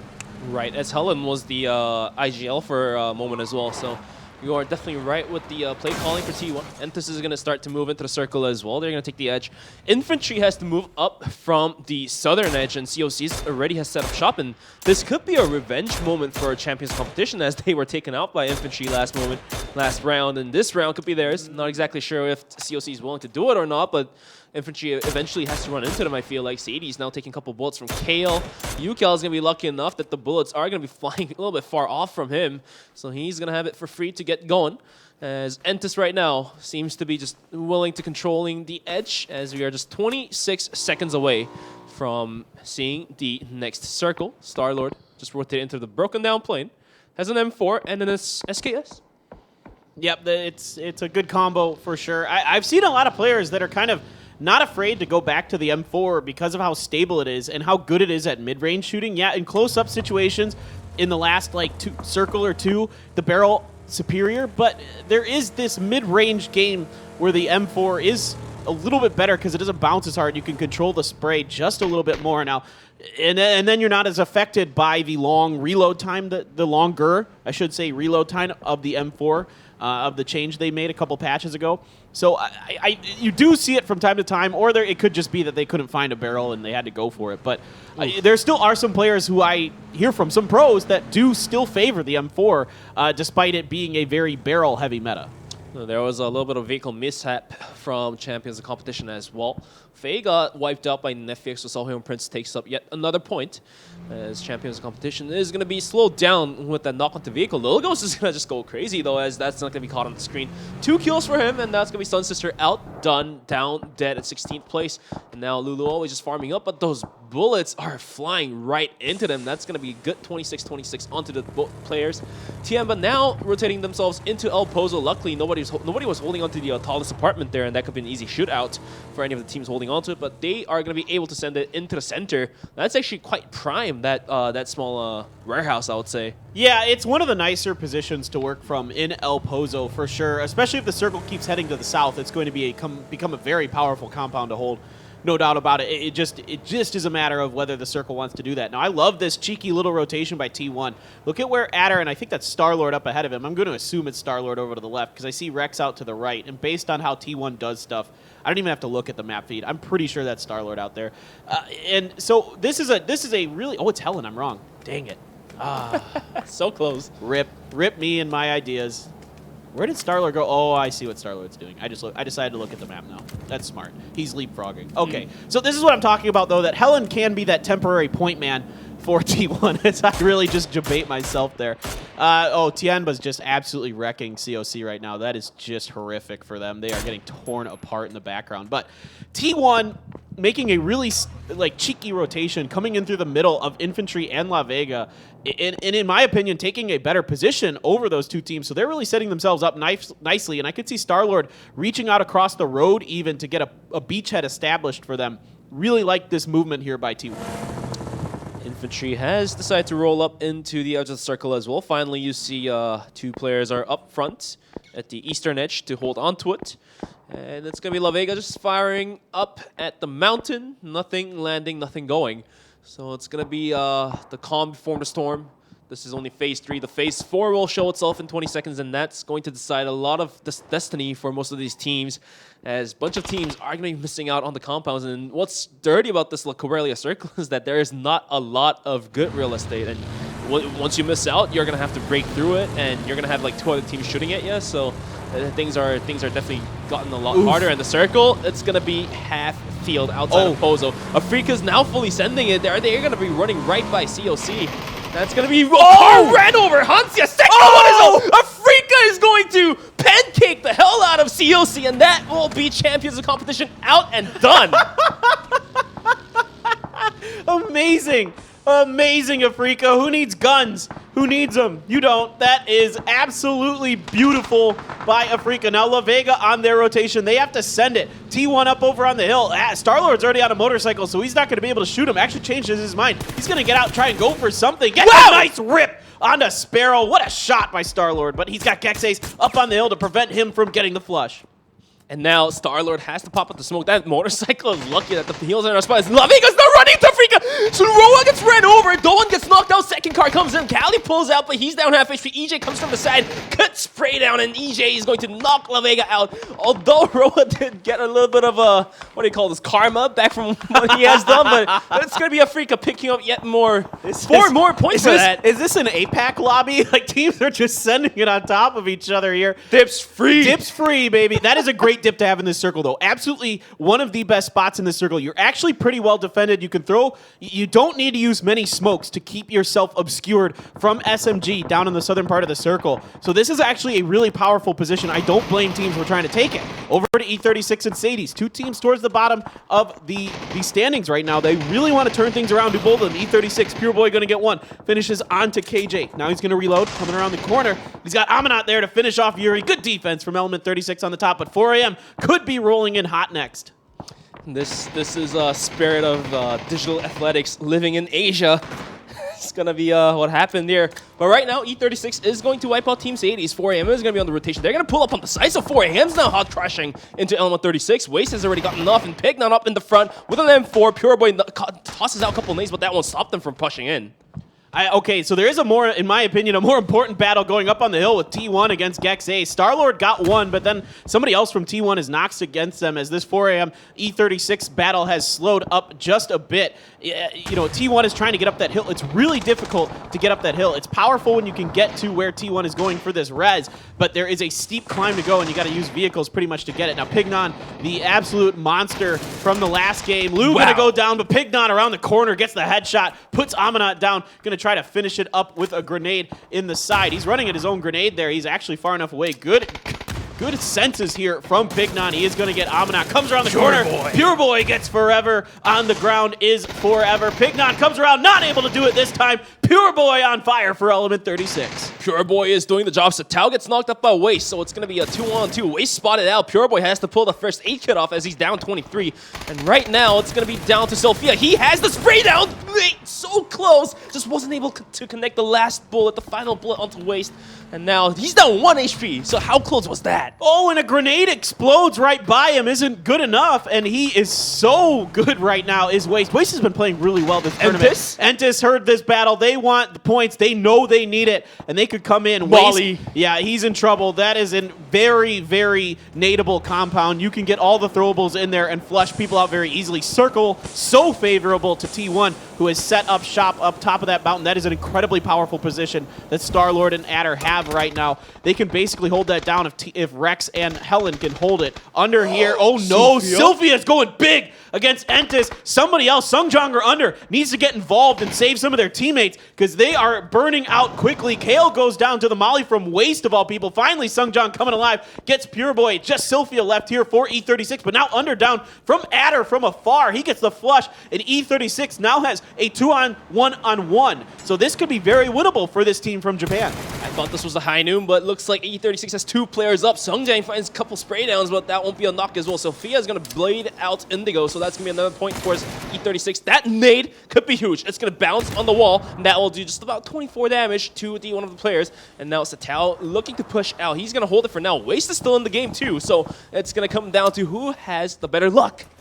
Yeah, a little bit of that. It's just going to be who can kind of figure this one out. That's another stun right in the face of Waste, but he's backing off. Nobody's able to really get a good enough angle. Sungjong burning quickly. He's going to have to go for that first aid kit. 1 hit point. Nope. That is Entis out in 12th place. Not the start to this Miramar that Entis is looking for. What in the world are you doing there? I don't know what happened, as he just ran at Waste, but didn't really know where he was, as Waste is still holding on somehow, some way for 4AM. Satao didn't die. Satao's back up. This is really impressive here from E36. 6 kills, and they're holding on against 2 teams that have pushed this location. Now it's a 1 versus 3 for Waste. Satao has spotted him out jumping. That's going to be another stun flying through his way. He gets spotted out, though. Waste is so clean, so good. Sophia's got to be quicker. Sophia, he's going to have to move in. Pure Boy's up in the front. Waste's position hasn't revealed. The blue is moving right behind him, but the circle does move quite slow on this one.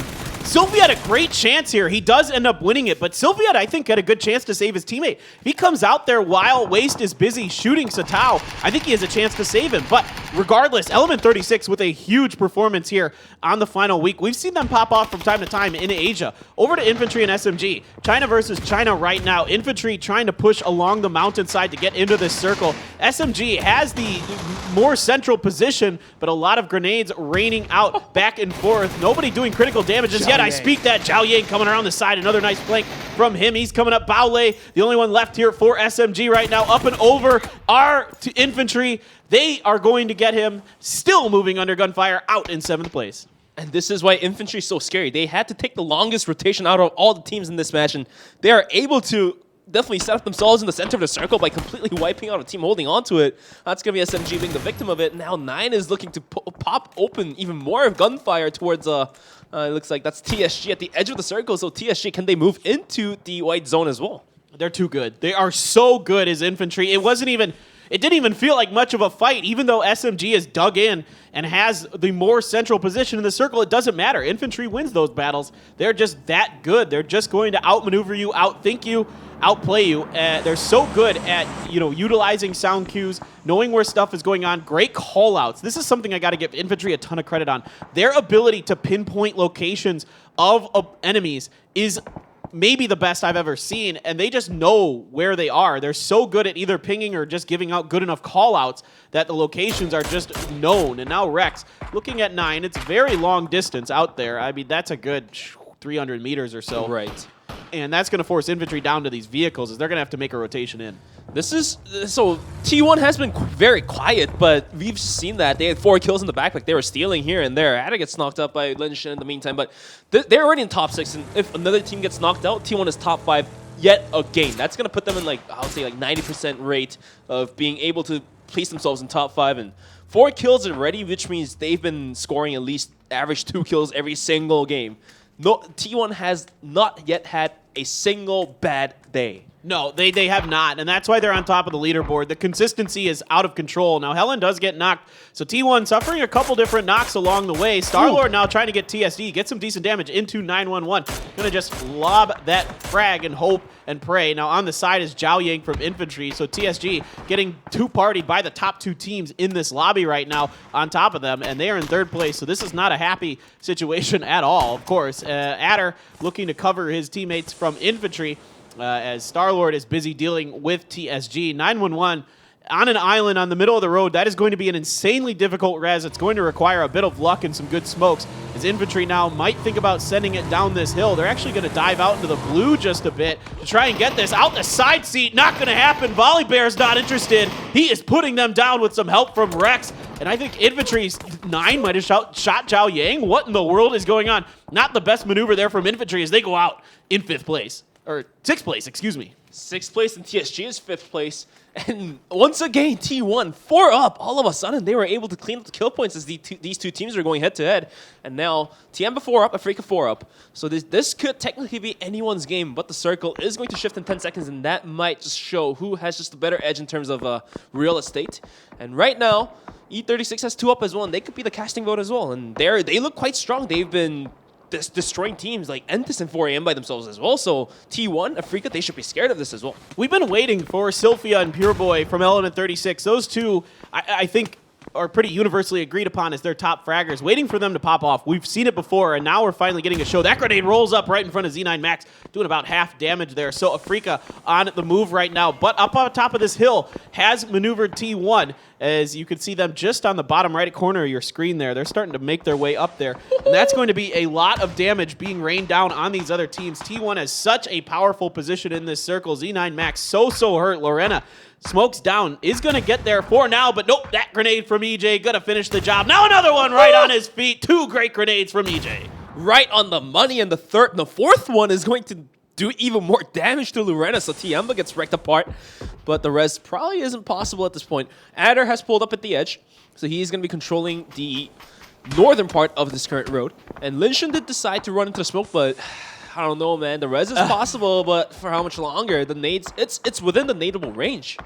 It is, but I don't know if Afrika has many nades left, and now their attention is being heavily diverted towards T1, especially Adder. Hansia climbed up along the edge, and that's a big important anchor position for Adder to lock down right now to give T1 a lot of control over this circle. Now, they need to keep E36 at bay, so Adder, Helen need to not allow Element 36 to continue to be a thorn in their backside. Good shooting by Helen. Going to get Pure Boy on the ground. Lorena gets Roa from Afrika.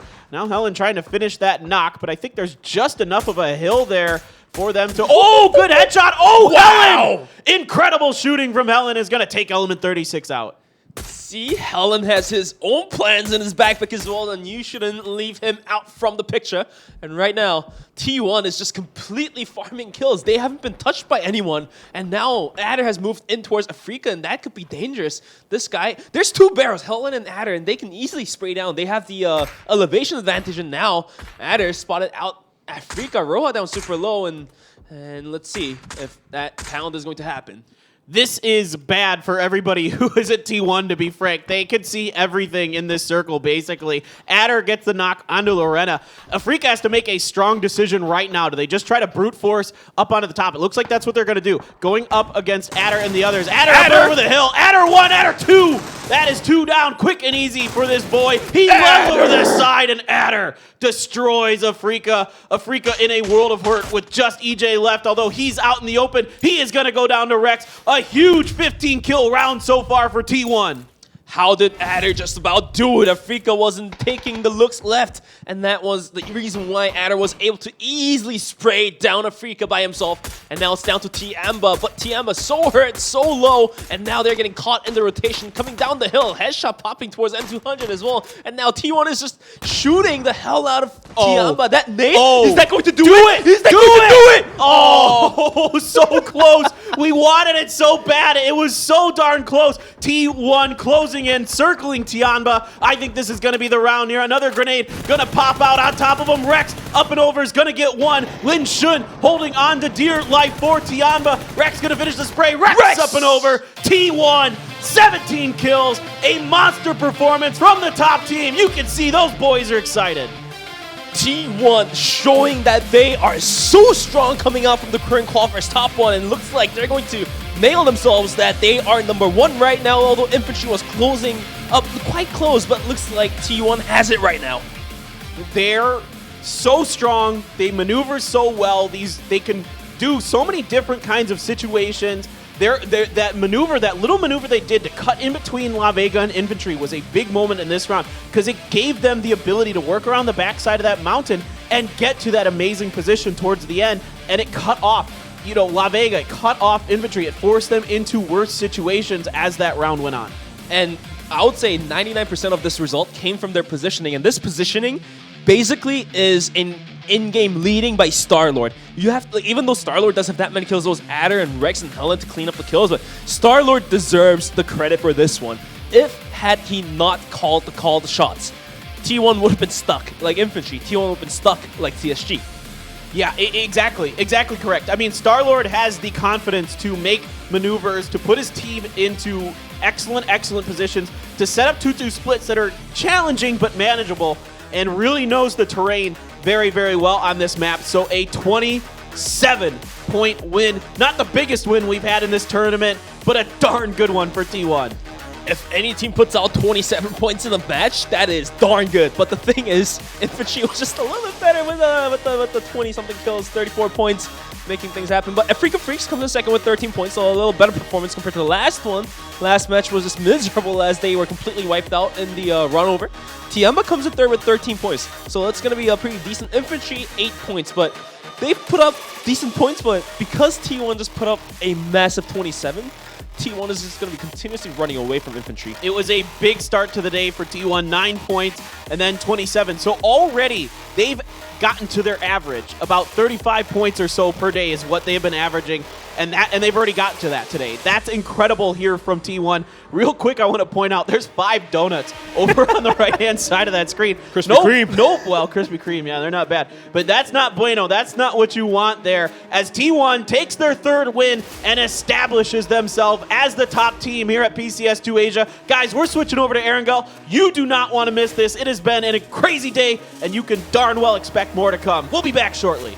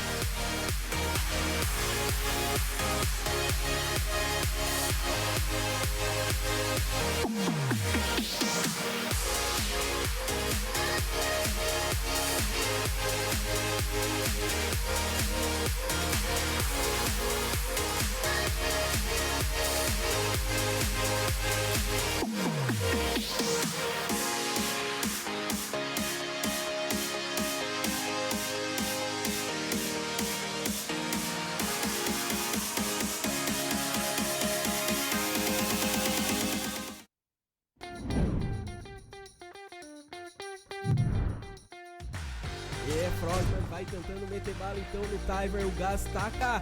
O Frogman tá no carro, meu Deus, o que você vai fazer? Frogman! Get into the back, TSM, on point, on time. The Dream Breakers, but my word, that is here. 1, 2, thank you.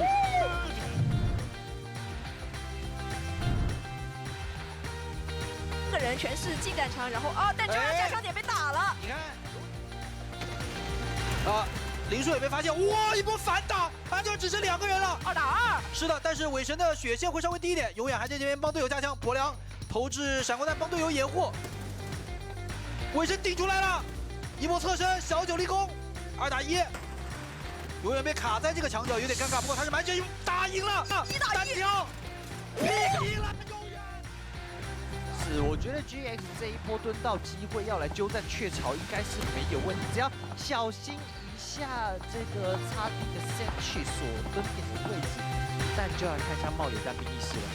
茂野带兵意识已经先摸到了近点了，收割掉的是 Apple Cat 的一整队成员中呢，可以再来打 Senchi 没问题。茂野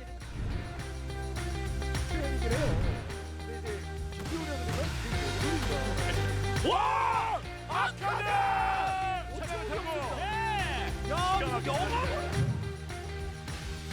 Ini berhasil melakukan satu pemain juga. Lemparkan bom lagi. Banyak sekali smoke. Kejar atas tampaknya. Tim From the Winter tampaknya berhasil melakukan satu pemain. Nampaknya berhasil melakukan 5 kill.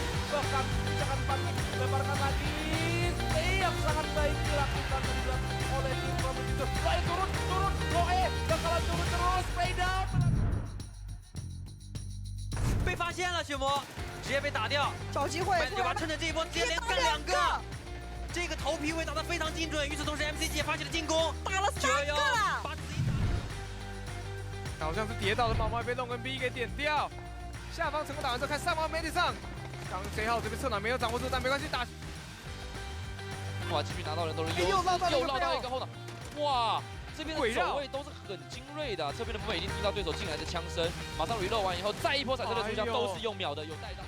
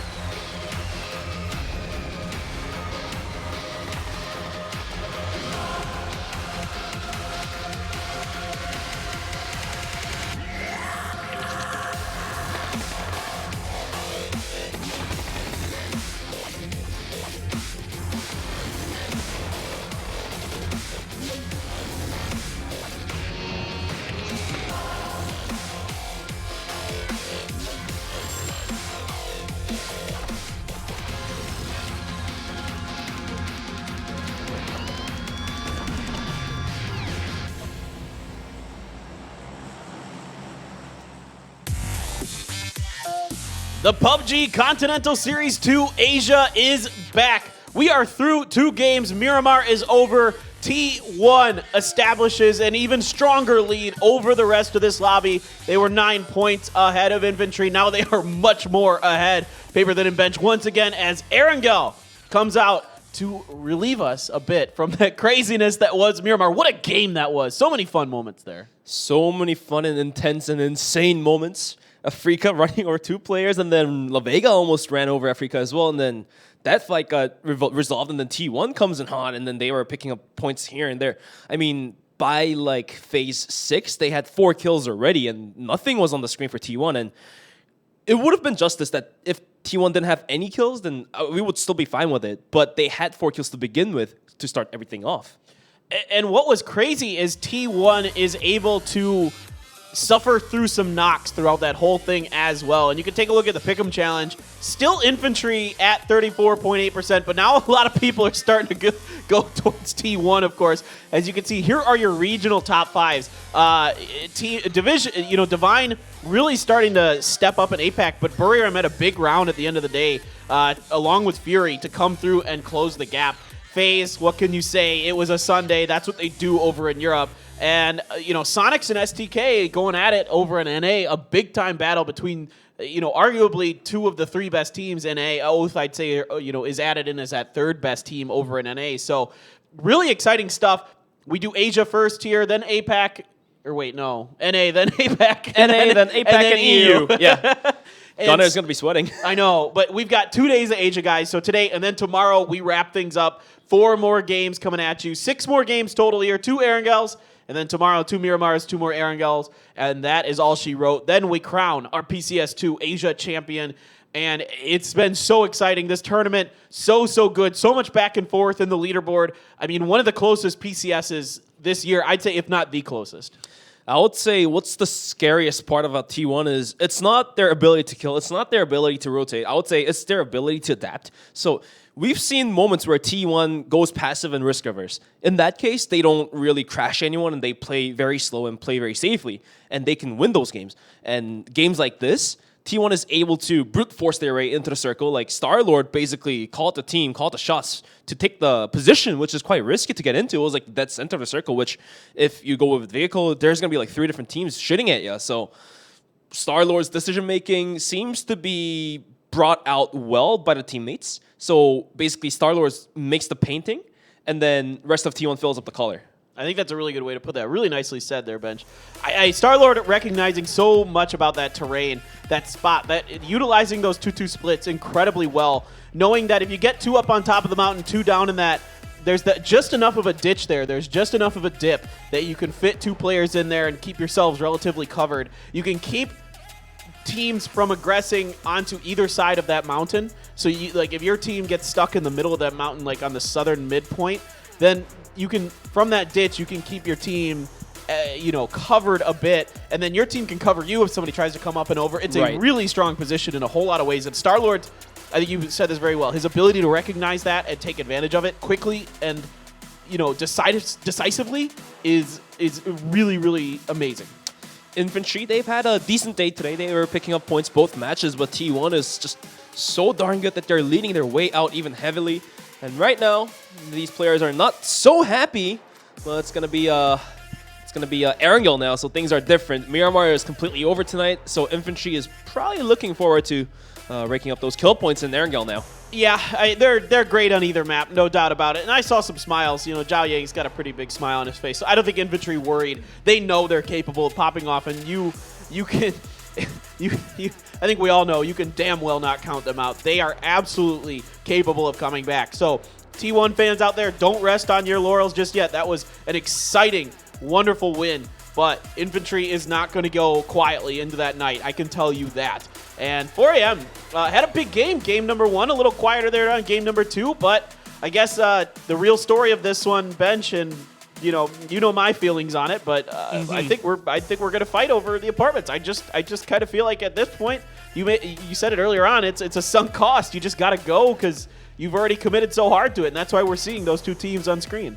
But VLG this time around is going to be slowed down a little bit. I hope the efforts being put out in Miramar doesn't carry over to Erangel, because they're going to need a lot of spirit to beat against 4AM. As we saw the results earlier tonight, it was a 5-1 for 4AM, although the point spread seems to be favoring VLG a little bit more. This time around, it's going to be another hot drop, I believe, as we are able to see the plane path, but you guys aren't. But we are going to be moving right in to match number 3. We're going over to the green grassy lands of Erangel, and let's see if this will change up any of the stories that was happening prior to this match. It's going to be really awesome to see this. If T1 can just put the pedal to the metal here and just run over the rest of these teams, kind of like Afrika just did that last round, the poor SMG.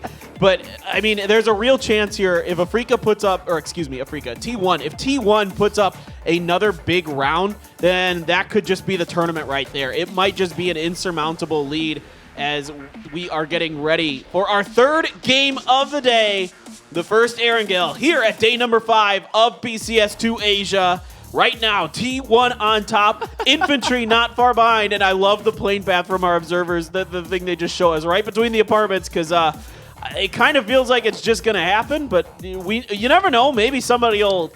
I have my money on change their mind. It's gonna be hot drop. All right, I believe you. I'm not. I bet you. I'm not betting against it. I bet you Iman won that they're gonna hot drop. I'm not betting against it. Not betting against it. All right, you do see 4AM and VLG has dropped out just 1 kilometer away from school, and looks like it's gonna be yet another hot drop. Nobody's willing to go towards school. It's gonna be the second apartment to the south as well. Once again, it's dropping at the ceiling. Let's see who has the edge this time around.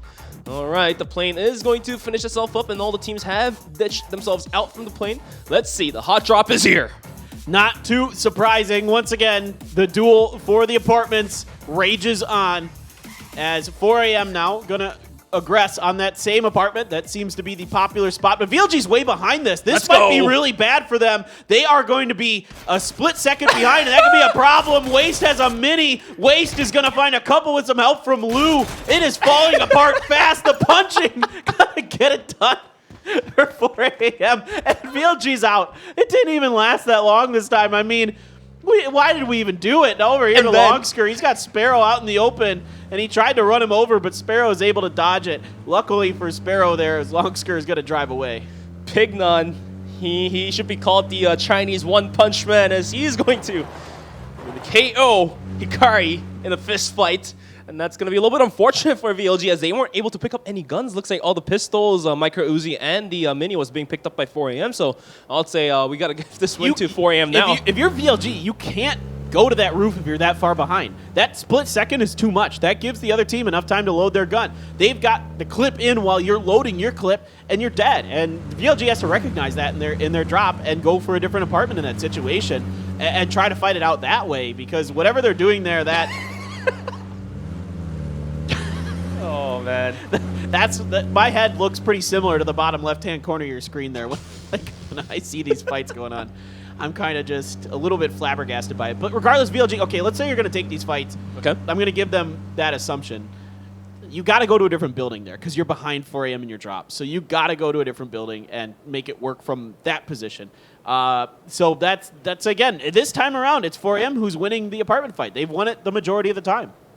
They have won the 6th time. That's going to be 6 against 1 for 4 a.m., winning that one as well.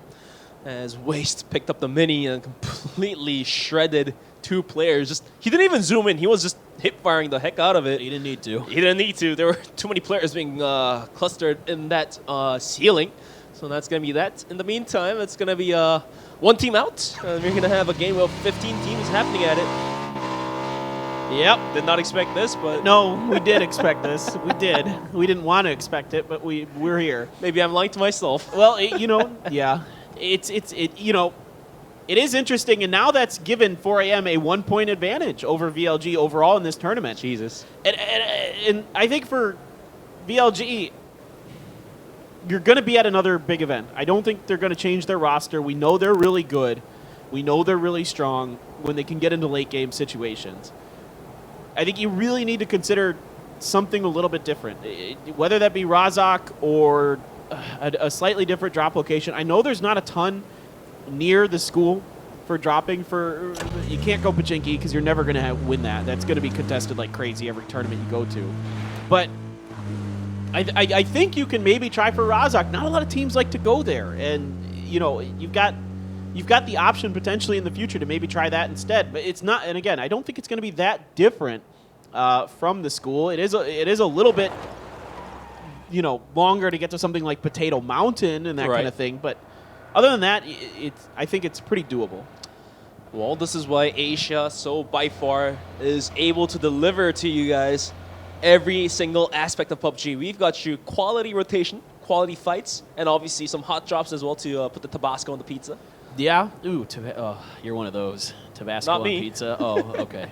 That's good. I was going to be disgusted, but I can't do Tabasco on pizza. I like Tabasco sauce. Just a reference. Not on pizza. I know. I was assuming you might like it because, well, we had some spicy food before we got here. Oh, yeah. Which was delicious. Mouth-watering. I know. That Bude Chige is so good. All right. Infantry is going to set up a bridge camp. Oh. So they do this every once in a while. Yep. The real question is COC, is Champion of Competition going to fall for it? Infantry, I like the way Infantry is playing. They're going for points, right? They know they're behind and they know they need points. So they're going to, pick on a weaker team. And I really, really, really, really, really like this from Infantry. I love their aggressive play calling here. All right, that's going to be yet another bridge camp in Erangel. It was we saw one from T1, as you can see T1 on the screen right now. They're going to be climbing the mountain of South George. We call it the Mount Everest or whatever we call it. But COC in the world of trouble. Looks like they have chosen to go towards the left bridge, which Infantry is holding on to. So things could get naughty. And we're able to find out if that will come down to an end for COC or Infantry. In the meantime, we see a couple kills happening. No one knocked, no one dusted. That's going to be SMG picking up the kill. And right now, we're just going to be looking right at T1, just farming up. That's going to be a nice little SLR by Starlord. And this guy can take the kills for sure. And the bridge camp, where is it at? Well, I think we're about to get a view of it. I think it's about to pop off in just a second as COC is going to go for it. I don't know how well they've scouted this. I mean, Infantry's dug in really well, though. Infantry really hiding this setup very nicely. So a trap could be sprung pretty quickly because I'm pretty sure COC scouted, didn't see anything, thought, okay, guys, good to go. Here comes 9 over the side. First shot's barely connecting. That's unusual for Infantry. What in the world just happened there? Somebody from COC is down, but somebody from Infantry is down as well. 9 over the side, trying to get into Lil Ghost. He isn't able to get another knock. The side seat there from Lulu Always. This is doing nuts. Nine's in a bad position. Nine's going to go down here. Zhao Yang trying to cover his teammate, has to reload his M4 as COC is able to get ahead at Infantry. Longsker and Nine are down. This is turned into a disaster for Infantry. At least for Nine and Longsker, they are covered up pretty well, so it's going to allow them for a chance of rezzing, but Nan's going to be rotating around with the buggy, and that might be the end for Infantry as Bolt is a bit far off, and he's going to have to send himself down, and he could be spotted out by the players inside the brown house. Nan has already made himself up to the wizard house, and that nade is going to tickle him even more for Zhao Yang. All right, Nine is still alive. Never mind. Lil Ghost finds a good angle, takes him down. Now Lulu Always trying to cover the side here as they are able to finish 9, pick up a point for COC. COC lost 1. Longskirt still knocked, still bleeding. On going for the flank. He's going to wrap around to this rock, and there are a ton of smokes down to try to cover the angles from COC to protect Longsker, but this is really smart by Nan. He should be able to pick up this point. He's first going to get a bunch of damage into Zhao Yang and get the knock. Now he's got Longsker available there to pick that up on his side. Now Boliang, I think this call out or the spot did come through here for Nan as they are now readjusting. I think they know that Longsker is dead to rights. Indeed, XS going to pick up that point. Boliang trying to get out. Boliang under a ton of fire. 67 hit points left for that guy. Is he going to be able to get through? It looks like he's just going to be able to get out. I am very curious as to why Longsker got knocked out. Did he get ran over or did he like... I think he got was it a riding shot? We didn't get to see it in the kill feed because of the split screen we got, so I don't know. And now Champions competition is going to be chasing him away. Oh yeah, totally they should. This is wonderful. Very, very smart by Champion of Competition. They can get right on the backside of Bullying. Either force him into another team so he just dies. Because keep in mind, Champion of Competition is still in this. Potentially. They're in the top 6 or 7. And they have a real shot. They have a real shot here to potentially do something if they pop off. So they want to shut Infantry down just as much as anybody else. We're about to see the phase 2 circle. This could on the yet another deadly half with the south and the north being divided into half. But that's going to be Everest being shared by TM and T1 Rex. And that's going to be Lin Shin on the mountain. Rex pushing out a little bit far away. The circle does shift towards south. So that won't be the call out for most of the teams to start rotating into the south edge. Yeah, so the 50-50 is over quickly. I think to the relief of a lot of players that aren't, well, except for the people in the north. But everybody else is very happy that they don't have to play a 50-50 any longer than this. It's only phase 2. So that's not too bad now, as there is a knock on a forever from 911. And Champion of Competition still rolling across. Here we go, XS, side seat, turns around and gets him. Wowzers. That is ridiculous. That is side seat, spin around, turn around from XS. And incredible stuff. How in the world is he able to do that? That is so difficult. And because of that knock onto the Longsker, COC was able to drive out from the bridge safely and go to Brown. And it looks like that was the reason why COC was able to break the defense. And in the meantime, speaking of defense, Matt98 is going to break the defense of Cali. That's going to be a kill point being picked up. So La Vega's is going to suffer from a second down already. And in the meantime, right now, things do quiet down for a bit as Cali is down and gone, and the rest of La Vega decides to park themselves up at the church outside of Pochinki. Yeah, it's nice little rotation here for La Vega over to E36, who always seems to be fighting people on the edges. This time it's Soleil 1 Prince. Now, as of right now, Soleil 1 Prince hasn't stopped or gotten out, although Kim Goni is down. The other 3 members of Soleil 1 Prince, curious to see if they're going to, hold up and try to fight it or not. Enta's still clinging on to something as they roll around from Yasnaya, making a wide rotation towards the farm and back in through the southern end of the circle.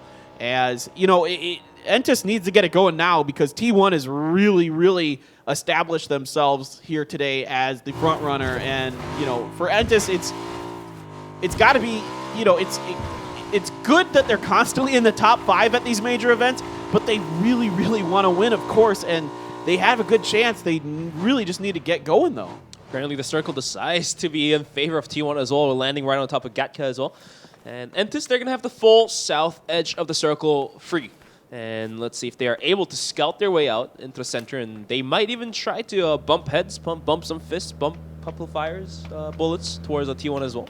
In the meantime, Tiamba continues to scout in Mount Everest as Xavier pulls up in a vehicle. I think the sound cue must have been given. Oh, sure. That is definitely close enough to hear the vehicle stopping and the engine stopped. 1,000,000%. Lynn should definitely hood that. I mean, if you're Xavier, you got to know somebody's on the other side, and there's enough room on this mountain for 2 teams. So, you know, Xavier, as long as he doesn't get too crazy, should be safe enough on that side. Or if Lin Shin doesn't get too crazy, it should be, you know, a shareable spot up there on top of the Everest Mountain. Indigo going to be leading the way for Entis. Entis has pretty good space to work with because nobody really went to the south of this circle early on. A lot of teams were going north, pretty heavy northeast or northwest. Nobody really in the south other than COC and Infantry who kind of, you know, were just forced into that position because Infantry decided the bridge camp.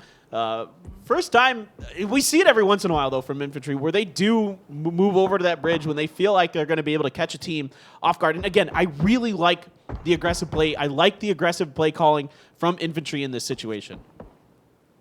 Wow. XS saved Champions competition in that case. But the circle is going to be on top of Pachinki, and it's only getting worse. Yeah, this is a weird one. It's about 40% field, 50% field, about 20% Pachinki, and then these mountains where Entis is. Now, Entis really going to be comfortable up on this mountain. This is kind of their old home where they used to pop out to a lot back when they used to drop Pachinki. So this should be relatively defendable for them. T1 going to try another 2-2 split, going to roll up to the bottom of that particular mountain. SMG holding fast at the north end of this circle with the remaining members of Solely One Prince. They only lost Kim Goni, but they're going to roll up there. I'm kind of curious why. I'm a little surprised that Solely One Prince went for Nefiex instead of Juanita today. Didn't get any word about if anything's going on there for sure, so I don't have any news for you guys on that front. Tianba, they're going in. They're going to dive. There's nobody in their way. They have a pretty open rotation here. They are going to be fully sending it. Are they going to crash into Bol Hiang and wipe Infantry out, or can Bol Hiang hold it off and add more points towards Infantry's point bucket? But Tiamba right now, they're going to be rolling right into the Pachinki Mountains. Entis is on top of them, so this could be risky maneuver. Lorena out in the front with a UAZ. And now Entis has heard it. Nades are going to be popped. Under tosses it right into it, but looks like that will just be passed as Tiamba is going to take the bottom side of the hill. They're going to pull up. And Entis has to back off from this one. Yeah, there isn't enough cover from the other 2 members of Entis. Kale and Sungjong pretty far out, and they can't see to the side of the hill that Tianba is on. Yeah, careful there. But so I think this makes a lot of sense. Tianba taking some damage. Maybe that is from Entis or somewhere else. But there's not a great spot available for the top 2 Entis boys. If they get 4-man rushed up there, it's going to be a challenging defense for them. So wise kind of removing here for the Entis guys as Tianba does establish themselves on the side. They do get ahead of T1, which is nice for Tianba. I'm imagining if the circle decides to favor Bol Hiang, and then nobody crashes Bol Hiang, and Bol Hiang is able to sneak out a couple more points, then this could be, might as well as not a bad game for Infantry. Although that bridge camp mightily failed hard. Any more points they can get are a gift at this stage. Anything they can snake out is going to be an absolute gift for Infantry. Now, again, the 2-2 splits being favored big time by T1 here today. It seems like that's kind of the adjustment they've made. We see a lot more like 1-3s or 1-2-1s from T1 last week. Now they're adjusting a bit and going with these T2, these 2-2s where they can really cover each other fairly well. But the problem with that being that teams are not afraid to crash, especially Chinese teams are not afraid to crash and take advantage if they catch you in an odd man situation. And the circle is going to be a third shift, so this is going to be a mountain and ridges, and the battle will continue inside the trees. So things are a little bit better for the teams that doesn't have the compound, as it's a lot easier to get into the edge of the circle, but going to the center, I don't know, that's very questionable. It's hard. You're absolutely right. It is going to be really hard for anybody coming towards the center, especially from the fields around the mountain itself. Now, battle between SMG, Solely One Prince, Raining, going to get a knock on the Mad 98 up and over. Max Zora here on the front line trying to do some more damage. Nefiex quickly rolling in on his Dacia to assist. Mad 98 pretty well inside this house, but if you can get on either side of it, the north or south side of this house, you can get grenades in pretty well and, end the day of whoever's inside of it. And Raining is sneaking forward. He was the one who got the initial knock, and he's doing a cheeky little maneuver maneuver here, trying to catch SMG a bit off guard. As most of the attention has been given towards Maxora on the other end, that allows Raining to kind of creep up from behind. The res is coming through for Mad98. As Small's going to pick him up. And Raining is going to be continuously sneaking his way in to the center of this compound. Hasn't been spotted out and hasn't spotted anyone out yet either. And SMG now back 4 up. But Solheon Prince has a really good surrounding of this one. And we're going to see some replay from 4AM bouncing against Afrika Freaks. Yeah, that's over on the southeastern, basically completely on the other side of the circle. What just happened there, Small? I bet that was meant to be a smoke. I would bet you just tried to bet me $20, and I'm smart enough not to take that bet, but I guarantee that was probably supposed to be a smoke. Now, Raining has done a fantastic job hiding his sound cues. He gets Landren. This is looking great for Solheon Prince. This is an expert maneuver with a lot of help from Small, blowing up their team. But overall, it was still good positioning from Solheon Prince. They had a great surround on this compound. Oh, I did not know Solheon Prince had a 5th player in their roster for tonight's game. I rate that 8 out of 8. And Sophia now putting bullets into Solheon Prince. That's going to make Zera down dusted with the SLR quick to go. And Solheon Prince will be eliminating still more of the gunfire. In the meantime, it's going to be 4AM getting pounded by Gex Ace Booyah, who doing more bullets and damages. Afrika pulls up from the top as well, so Gex Ace could be in trouble too. Yeah, you're absolutely right. Gex Ace is actually falling apart. 2 knocks for Afrika onto them. Lockslock Booyah down, about to be out. Good grenade. Lockslock going to get finished there by Lou from 4AM. So a kill steal for 4AM. 6 kills here because they won the fight over the apartments relatively cleanly early on in this one. Waste picking up 4 of those so far. He, again, played really, really well so far this tournament. Now over to T1 as they have mostly moved into this compound here. Still 4 up for them. They're keeping Star-Lord as an anchor this time around. So, again, Star-Lord likes to play those positions. Typically, he's either in the front or the back, depending on how things are going. In this situation, with the way, especially with the way Adder's playing, man, he's got to be up front all the time. He had a great spray down against Afrika in that previous match on Miramar. Satao and E36, did they knock Solheon Prince out of this, or at least mostly bullied them pretty well?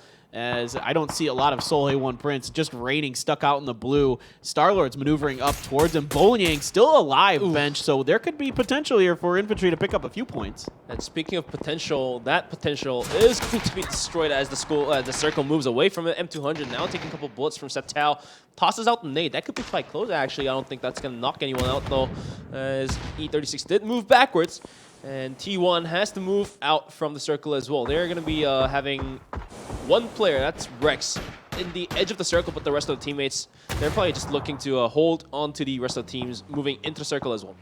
All right, Star-Lord does get Raining, so Solheon Prince eventually falls between some fire of Element 36, and at the end, the final nail in that coffin is Star-Lord, who picks up another kill for T1. Rex is going to hold fire, waiting for a moment, but oh my goodness, what a spray by M200. Oh, he's taken down by Amanat. Good trade out here from these teams. Lin Shun coming up and over. Pure Boy's exposed. How is Lin Shun not controlling that a little bit better? Finally going to get the finish onto Element 36. Now they've got T1 to contest with, and that might kind of readjust Tianba's ideas as they are backing up that hill. That is a scary team right now to have at your backside. How did Adder survive that? I think he just had about 5 HP, and now it's going to be a Sun Sister crashing into Entis, Indigo, and Kale on the front to hold things off. But these players all have barrels, and these are quite strong in close quarter combats. Kale holding on to the edge. Kandesu got knocked out in the middle, although Sun Sister looks quite strong in these kind of combats. More nades being flying, and now I don't think it's going to be much of a hassle for Sun Sister right now. Sun Sister doesn't have to force the issue. There's time, and they could potentially readjust. Now, Faye is going out. Is this a maneuver to get to Kendes? It looks like it is, and you can put that car in front of him to keep him safe from teams that are further north. I like the idea by Faye. Good timing, tons of smokes out, so plenty of cover available for Sun Sister. Sun Sister can actually just move out ahead of this, potentially. It's a risky maneuver, of course, but a fight close range with Entis is also risky, so we'll see if that continues. Now over to T1 in the bottom right. I'm pretty interested in that fight. Star-Lord going to get a knock onto Zach, going to get the finish as well. Grenades raining in, able to maneuver away. Is that member of Sadie's? Is that KJ? I can't quite tell. The names are a little small. Ooh, Star-Lord and Rex going down. Sadie's doing a good job against T1. That's big news for the rest of this event. And the vehicle explosion is going to do Yuri as Sadie's loses all hope. although they were able to drive 2 players of T1 out from the game. And now the fight breaks between Entis and Sunsister. Crazy Sam knocked out, but the res is possible. Looks like they decide to go for the ward house. We call it the ward house, as it looks like a ward, a little bit. A ward? Ward. W-A-R-D. Yeah. Yeah. Like, you mean like, okay, well, I'm going to pick your brain about that later. Yeah. I don't know. I actually have no idea. So Entis is still in this battle with Sunsister. T1 looks like they're out of this lobby up there. Not their best finish, but that's okay. Coming off that big game earlier, they've already put up quite a few points today, enough to probably secure themselves the first spot coming through since also infantry down. TSG, they're looking to rack up some kills themselves, but it's a 2-for-2 right now between them and Tianba. M200 comes over. He's been huge this round. Going to get the finish as well on Deshandian. So Tianba in shambles a bit, but they've done just as much damage, if not more. Back great grenade from Peng. Gonna find Lurena. So it is M200, the only man standing for Tianba. More grenades raining out as Lorena's grenade finds Linshun. Whoops-a-daisies. He might have had a grenade in his hand when he got knocked, as they are able to get Z9 Max going. UKL coming on the backside. He finds members of Tianba. No. You got to control that spray better. That is open season for UKL. He's going to steal that kill over there. Now Z9 Max working around. Gonna finish the job with some help from M200 onto TSG. And now rest of Tianba is moving into the circle. COC is holding onto the edge, and UKL is pushing right behind him. Sunsister now getting pushed by Entis. Kendesu holds the line. Kendesu fights too. And that KL comes around, and that will be the end of Sunsister. Woo!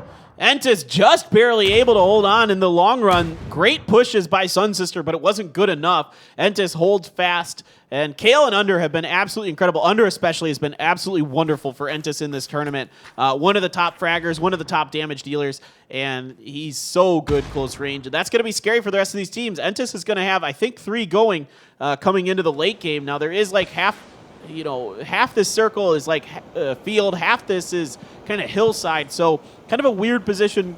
The phase 7 going to be a big decider in how this one is going to play out for some of these teams. Sadie's, though, still up and kicking. Haven't seen them late game in a while here, Bench.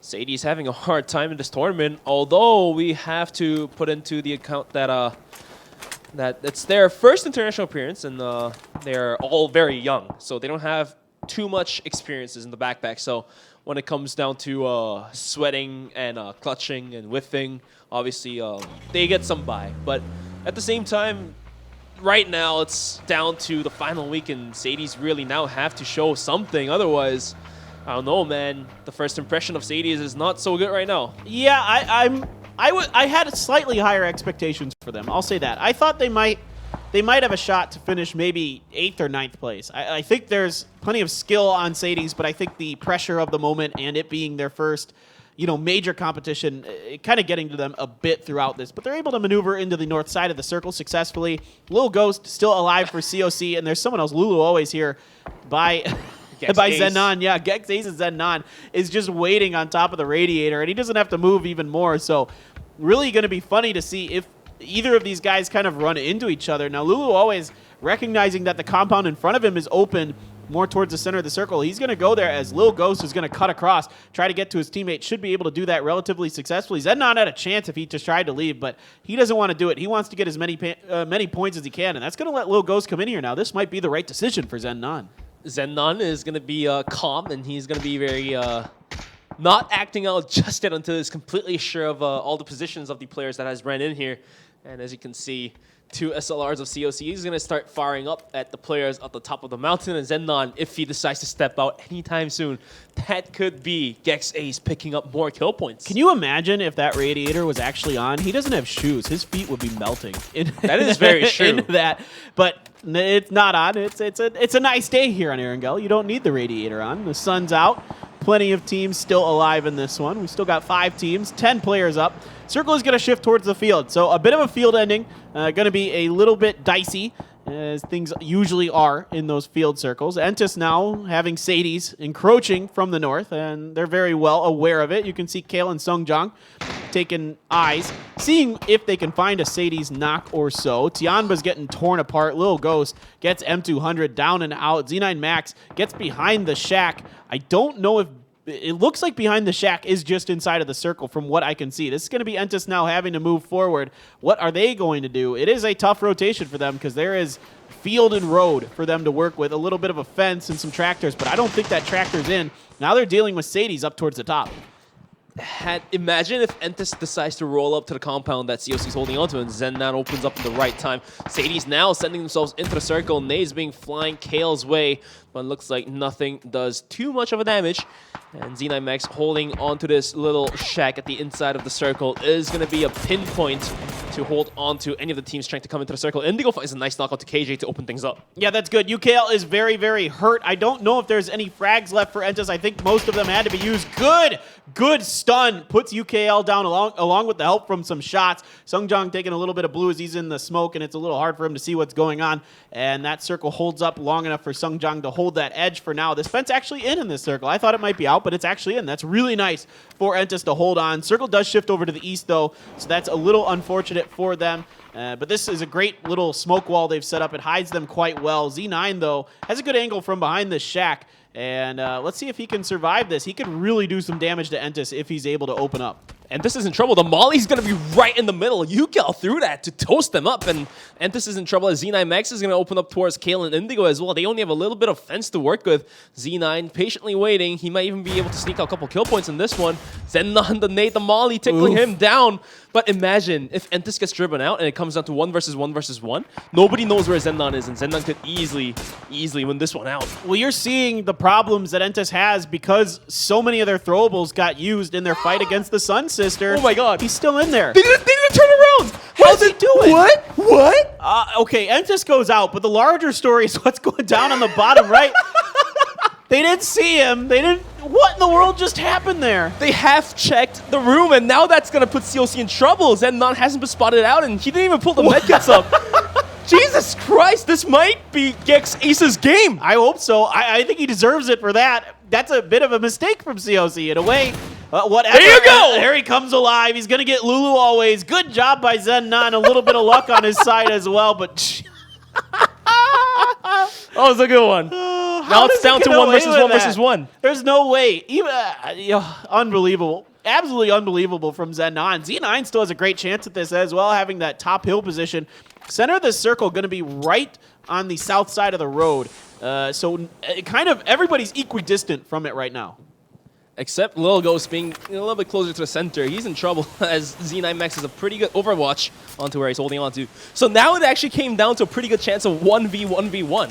And now Z9 Max spots out Lil Ghost, takes a bunch of damage, has to go back into the smoke.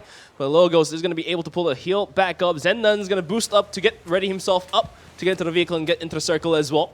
And now Lil Ghost, after healing up, is going to peek out. No, so he's going to pull the energy drink off. Z9 has got to get something going quick. He has the high ground for not much longer. He needs to get a knock, and he needs to get it now. Wow. Good grenade onto Lil Ghost. Almost takes him down. It's not enough, though, as now Zennon comes out the side of the house, puts some damage into Z9's side. Z9's stuck behind this tree right now. So Lil Ghost going to throw some smokes out there. But now this is really challenging for Z9. The circle's going to force him forward. He is very, very hurt. He's going to go out of this round. It is Tianba out in third. It's going to be Lil Ghost who picks it up. And now it's going to be Zennon versus Lil Ghost. Can Zennon get this done?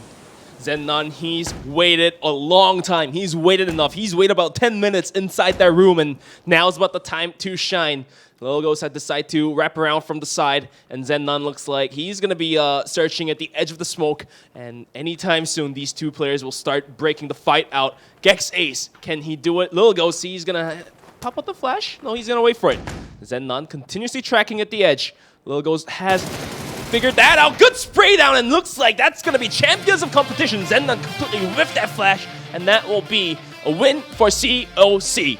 Yeah, I think the first bullets came out of Zennon's gun, but he wasn't able to control the spray well enough, and it's going to be COC, despite a bit of a misstep with Zennon in their same house, come through and pick up a gutsy win, and this is how COC's been getting their points. Bench, they've been coming through with a player or two alive towards the end of the rounds. And this time, they are finally able to break through with a win. Oh, what a surprise. It's Lil Ghost the game. As a matter of fact. Right? Who else? He's so good at this. I mean, I was praising Shadow earlier for his ability to snake games out, but Lil Ghost is kind of one-upping him here. Logos is going to be able to grant his team the win for match number 3. And we have one more Erangel to go, I believe. One more Erangel. We do. No Sandhawk. So we thought Miramar was spicy enough and Erangel would calm us down with a cup of milk, but looks like Erangel's quite spicy too. Erangel very, very spicy this go around, and that finish a little bit on the slow side as it was just a 1v1v1, but you gotta like champion of competition, keeping themselves involved. And let's not forget, Bench, this entire game started out with them getting bridge camped by infantry. Yeah. They survive it and they come through with a win. Crazy good round from them.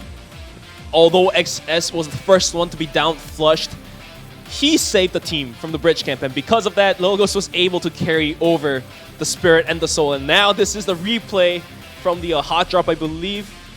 And yeah, all the guns are picked up by 4 a.m. Yeah, they're so late. VLG's way too late to this. They cannot contest this drop. When they do that, they got to go for a different building, and that's fine. But again, it's amazing shooting by Waste. But the pride here is just ridiculous. You got to go to a different building in this situation. Here's the big moment, Bench. The big moment in this game. Spray down from 9 isn't accurate, and then somehow, some way, XS is able to knock out Longsker, opens up the gate for Seos to move into the brown house, and all of a sudden, Nan wraps around from the bottom side and completely destroys the 2 players, and Infantry is done. This is La Vega getting torn to shreds by SMG, but then SMG runs into Solo on Prince, and then I guarantee that was meant to be a smoke. I can't, either that or he bounced it improperly. I guess that could be too, but maybe, because my assumption was he was going to go for the res, so he was going to throw a smoke inside of that house, but we'll see. He could have bounced it funky. TSG and Tianba doing a lot of damage to each other. Entis just barely able to survive as Kendes tries and almost takes it down. Then this is a problem here for Entis as Tianba, Z9 Max has such a fantastic angle on top of them. The funniest part is that Zennon wasn't caught as COC scouted the room. Guys, you have to check the other end of the door too. Like, you don't know where the rats would be. They could be in the sewer, they could be in the room, they could be on top of the counters. You guys played the Terrace in the Town and the mods and the Gary mod. I have to say, that is one of the more bizarre endings to a game I have ever seen, for sure. Guys, we got to take a break. PCS2 Asia has one more game to go. Stick around. We will be back soon after this break.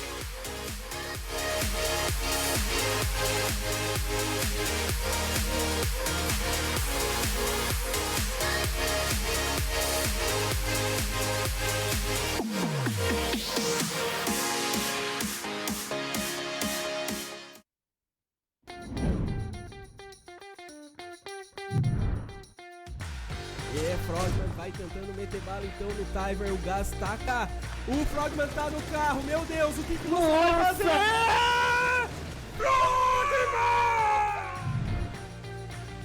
Into the back, TSM, on point, on time. The Dream Breakers, but my word, that is here. 1-2, thank you.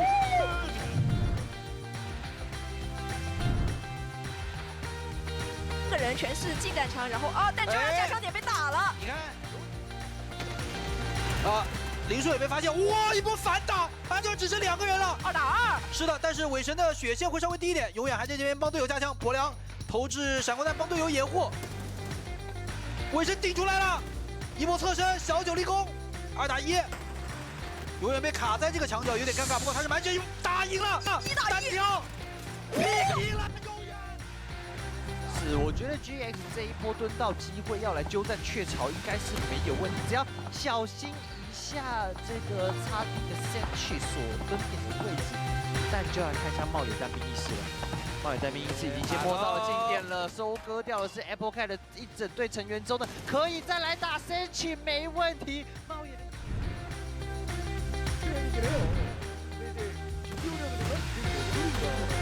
哇！阿卡德！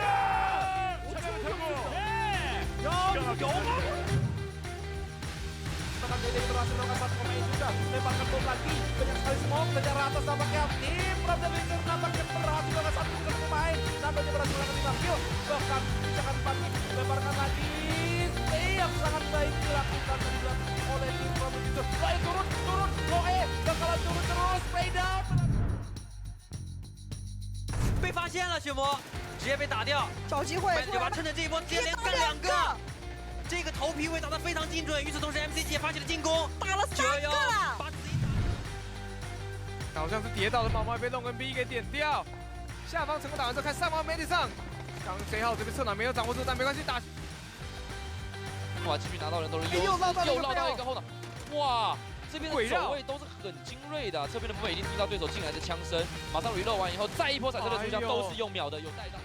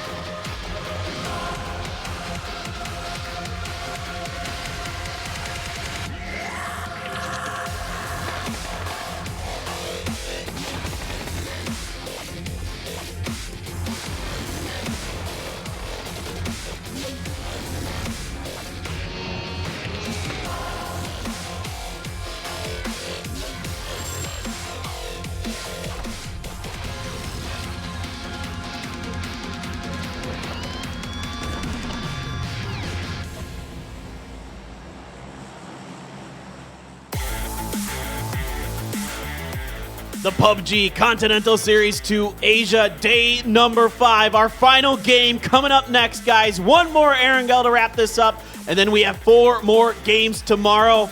Thank you so much, everyone, for joining us. What a blast this day has been, Bench. I mean, just a gritty game, number 3 there on Erangel.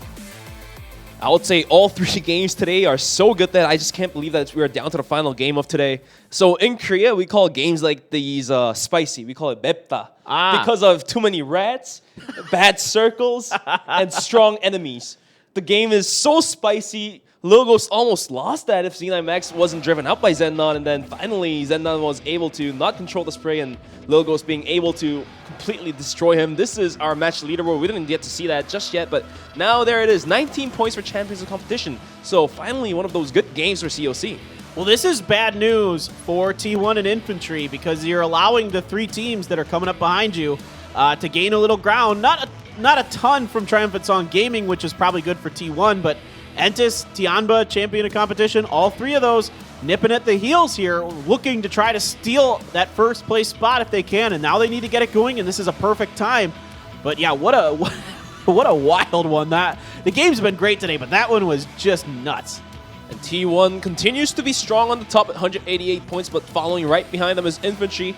Infantry went for the kill points to see if they can secure 4 points onto COC, but that bridge camp did not go well. Did not go well at all, and now the point difference and point gap between Infantry and T1 seems to be furthering itself away.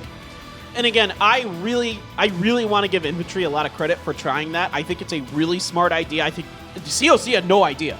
COC was completely caught with their pants down. They had zero clue that Infantry was there. It was just some incredible plays from XS and the other members of COC that turned that around in their favor. And just you got to give them credit for that, for having that reaction ability, just having the mechanical ability itself to outduel Infantry and mechanics is hard. And they got it done in a bad situation, I'd say. So props to COC, but again, Infantry, I like the idea. I have no problems with it. There are top 5 damage dealers from that past round. And you're going to be able to see Lilgos comes up top with 773 as he clutched twice. He clutched against Z9 and he clutched against Zennon. And Linshin comes up second with 494 and Z9 Max as well third. Helen from T1 out of nowhere. I guess Helen was picking up those ADRs in the hills of Pochinki. Just farming at the team, shooting at the teams that were coming into the circle. Zennon snaking out is going to be sitting at the 5th with 398. Yeah, it was kind of an all over the place round. You know, you saw a lot of teams with at least a couple points in there. So the scoreboard didn't get shooken up a lot, other than the fact that like Tianba and Champion of Competition just gained a lot of ground towards Infantry and TSG. Entis gained a little bit there as well. So everybody kind of climbed a little bit closer, although T1 still with a pretty comfortable lead. I think it was like 32, something like that. So, 30-plus points over Infantry. And that's a pretty solid lead with 5 games to go. Not insurmountable, though. If T1, though, has one more big game, I think you could pretty much pencil them in as your winner. But it's not over by any stretch of the imagination. Again, 5 games to go. Today's last Erangel. And then, 4 more games tomorrow. 2 Miramars, 2 Erangel. Same time, same place, guys. Make sure you join us, because if you think the games today are good, if the scoreboard is still close, then tomorrow is going to be absolutely insane. There's so many teams that are hungry, and I love to see it. And I tell you, all the games today have been really good. That game may be one of the just most fun in terms of watching players just gutsy, just holding together with not much and able to get going with some points and getting things into those final 3 or 4 positions. You are absolutely correct, but we are going to be heading right into the final match of the day. And tomorrow, we're going to have 4 more matches to go, but this match is critical for the teams who are shooting for #1 spot. If T1 is able to put up another big game, then I would say things are very likely that T1 is going to seal the coffin for themselves. But right now, if T1 just fails to deliver this match, and Infantry some way, somehow, or TSG some way, somehow comes out with a win, maybe 8-kill win and 18 points, and things are still in the chaos. Yeah, absolutely. And we know that Infantry is capable of putting up big games. The last game of the day, game number 4 here at day 5 of PCS2 Asia. Erangel coming at you to wrap the day up. And there are your Erangel average kill leaders. Kale is up there now for Entis. He has done really well, as has Under for Entis. So they're doing pretty good on Miramar, and Under and Kale doing very well here on Erangel. So Entis seems to have picked up the groove to do well on Erangel. Traditionally, it just didn't work out too well. But right now, yet another hot drop is going to be on apartments. So back to another episode of Dragon Ball Z. That's Family Guy. This is how I feel about this. Every single time. All right, let's see if VLG has better shooting this time around, because last time it just didn't work out because VLG had a later drop. So right now, it's going to be the hot drop onto the same apartment once again. Here we go. 4 a.m. on the lead is a VLG. Lambu seems to be on the very bottom, but 4 a.m. they themselves are trying to claim the apartments as well. Hikari is going to be fast in the shooting too. You're going to be seeing some E36 players pick up the car in the background. All right, who has the first gun? He has picked up the gas. Not good. Oh, coming around the corner is Hikari, doing some good stuff. Forever falls. Wow. Gets knocked because of it. They're chasing him down. VLG is not afraid of this. They are coming through. They're going to finish off Forever and Waste, but there's still 2 members, Pignon and Lou. Lou's got that Bison. Oh, around the corner is Pignon. Hikari is down. Good peek and spray here from Pignon. I don't know if he sees enough of the feet there of that VLG member to get the flush, but it's not going to happen. Circle going west again here on Erangel to wrap things up. And it is still a battle that's going to rage for a bit longer. This one could stalemate, maybe, but we'll see. Usually it doesn't. Usually they just kind of, just full send it at each other at the beginning. But Lou's got a cheeky little spot under the stairs. Yeah, and Lou's also got a Bison, and it's got 53 bullets. So if you do find a good angle, you can easily spray down 2 or 3 players with just 1 click and do death to VLG. In the meantime, the nade is going to finish off the player from Ghibli, and that's going to be 4 a.m. picking up the point. Yep, we'll see. And, it is a couple members of VLG alive. It is a 3v2 at least. They have a better shot this go around, but 4 a.m. has been steadfast all throughout the day. They have done incredibly well. A Thompson for Deva, and that's a pretty good gun to have at close range. I love this thing close range. It hits hard. I don't know if they have any idea Lou's underneath that stairs. Oh, boy. This could be really bad. This could be really bad. Lou's waiting for that last one to come down. He knows exactly how many there are. Pops out, gets 1. Pops out, gets 2. He does it. Lou taking down 3 members of VRLU Ghibli. And that's going to be yet another win for 4 a.m. That's like Harry hiding under the staircase. Like a Harry Potter moment, just completely abracadabraing the heck out of VLG there. failed moments for Ghibli continues as Forever fell down. He fell down from the ceiling. It looked like 4AM almost lost that one, but Lu just completely out of nowhere under the staircase comes out, comes popping, clicks, spray. 3 of the players are gone. Now Gex Ace pulls up to Longsker. Longsker is in school. What the heck? This? How did Longsker get up here? What in the world? Well, we were so busy watching that fight, I didn't get to see the map. I have no idea how Longsker is already up here. This is wild from Infantry. They are trying some really unique stuff. I have never seen them do anything like this, to go this deep into the center this early. My question is, did they drop here? Did they just drive here right away? I legit have no idea what Infantry did to get here because I was so busy watching that fight between VRLU Ghibli and 4AM that I didn't catch it on the map feed. I think Gex Ace just stole the motorbike from Longsker and just dipped out. That's so troll, dude. I love it though. I absolutely love that stuff. Well, Yang is waiting though. Oh, this is problematic for Gex Ace. This is really problematic. They got to know somebody's here. I think William's got a gas can. He was thinking about doing something for a second. Maybe he's putting some gas down on the floor. We'll see. Gex Ace is just pushing up now. He did. He threw some fire on that staircase. He might shoot and just run up. Door's going to open. He's going to get an easy spray. Easy. That's just easy. You can't give him that. And now Loxlaw comes into the warehouse, got spotted out by Bo Ling, so now his position has been compromised. But in the side of the screen, we're going to be seeing the fight break out between E36 and SMG. Pure Boy with a nice knock, second one as well. Still moving on, the gunfire gets destroyed now, and now it comes down to Pure Boy to do even more. And looks like right now, things do look dirty towards SMG. Yeah, it's a back and forth battle between those two, and they are really beating each other up. There is nothing good that's going to come out of that for either one of those. Pure Boy playing really well today overall for E36. E36 having a better day. They have climbed up a bit. Sophia has been quiet. Yeah, Sophia's been really quiet. Well, we haven't seen him get an AWM. He needs that AWM. And then he really pops off. He's nutty with that thing. Lockslock in trouble. Longsker has finally found a vehicle. I don't know where he got it from. I just love that he has a UAZ somehow. That's amazing. But Lockslock in trouble. Lockslock, you know, if I'm him, I'm wanting to use that buggy, but I know who it is. I know it's Infantry, and that's scary to try and leave. Now, Zhao Yang and Longsker are going to be like, all right, you guys hang out over there. We're going to go for a long 2-2 split with a couple teams in the way. They're going to take advantage of the fact that Element 36 and SMG are busy and just, you know, shift on ahead of them to get into the northern side of Pachinki. But, man, yeah, the poor Lockslock, dude, he's stuck. And he wants to get into that buggy so bad, but there's no way that Infantry's going to let him do it. If he tries to drive away, they're gonna murder him. Speaking of being sad, down dusted, that was VLG as well. Had Lu not had a Bison, if it was like 30 bullet gun, then VLG could have kind of turned his back around and knocked Lu out. Although it could have been a 2-knock as well. If it was a Vector with 19 bullets, then no way. No, there was no way that 4AM could have won that. Yeah, dude, had to be a Bison. It had to be a Bison. Yeah, it had to be a Bison. Yeah. Yeah. Or an M249. I guess if you get lucky and you get one of those.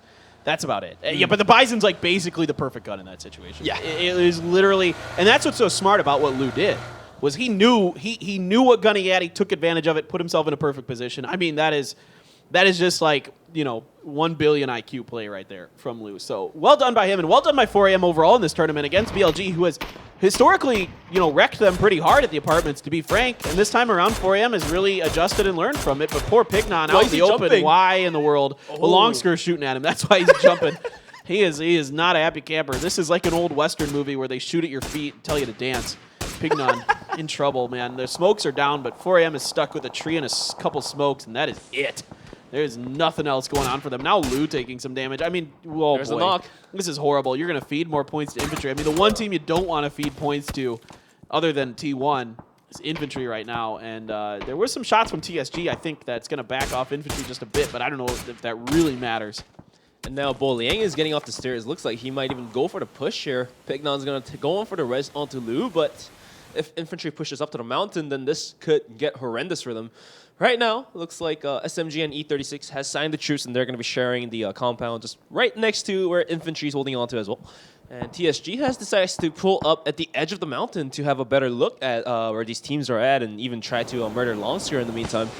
Wow, these guys are still alive. That's like that's 6 smokes being It's put a out. ton, and they already threw out 4, so they have a boatload of smokes that they're able to salvage to pull out of that apartment building situation they were in, and Longsker is still peppering them, and damage being done, but again, no knocks yet, but their vests and their helmets have to be just beat the heck up for 4AM because they have been just under fire for so long from Zhao Ying and Longsker, but they do make it to this house, so that's relative safety for them.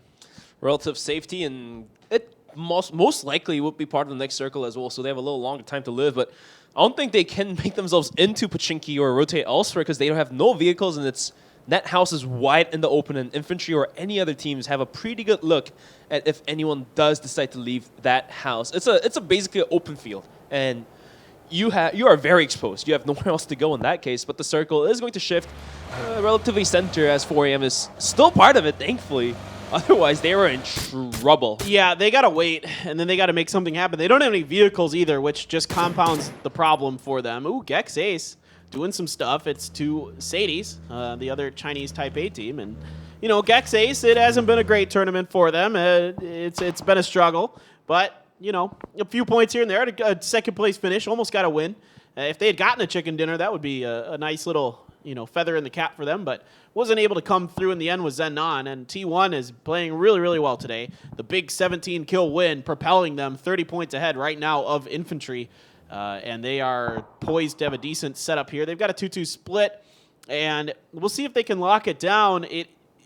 We've seen this from time to time here in PCS Asia this year, that 2-2 splits don't always work out because teams get desperate for those center circle locations and then just full-on send it.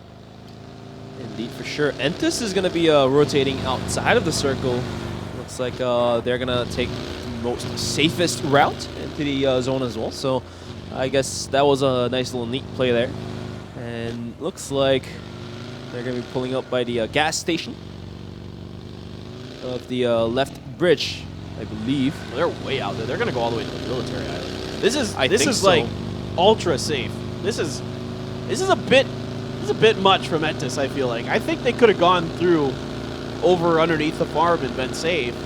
This is really, really, really, really, really safe. I wonder what they saw in the team rotations, you know, that this is the decision that they're going to make. Now, Baule, finally, E36, the truce accord has been broken between SMG and E36 potentially, because, you know, the circle is going to force the issue a bit eventually, and I think E36 wants to get ahead of that. Ooh, this could be good.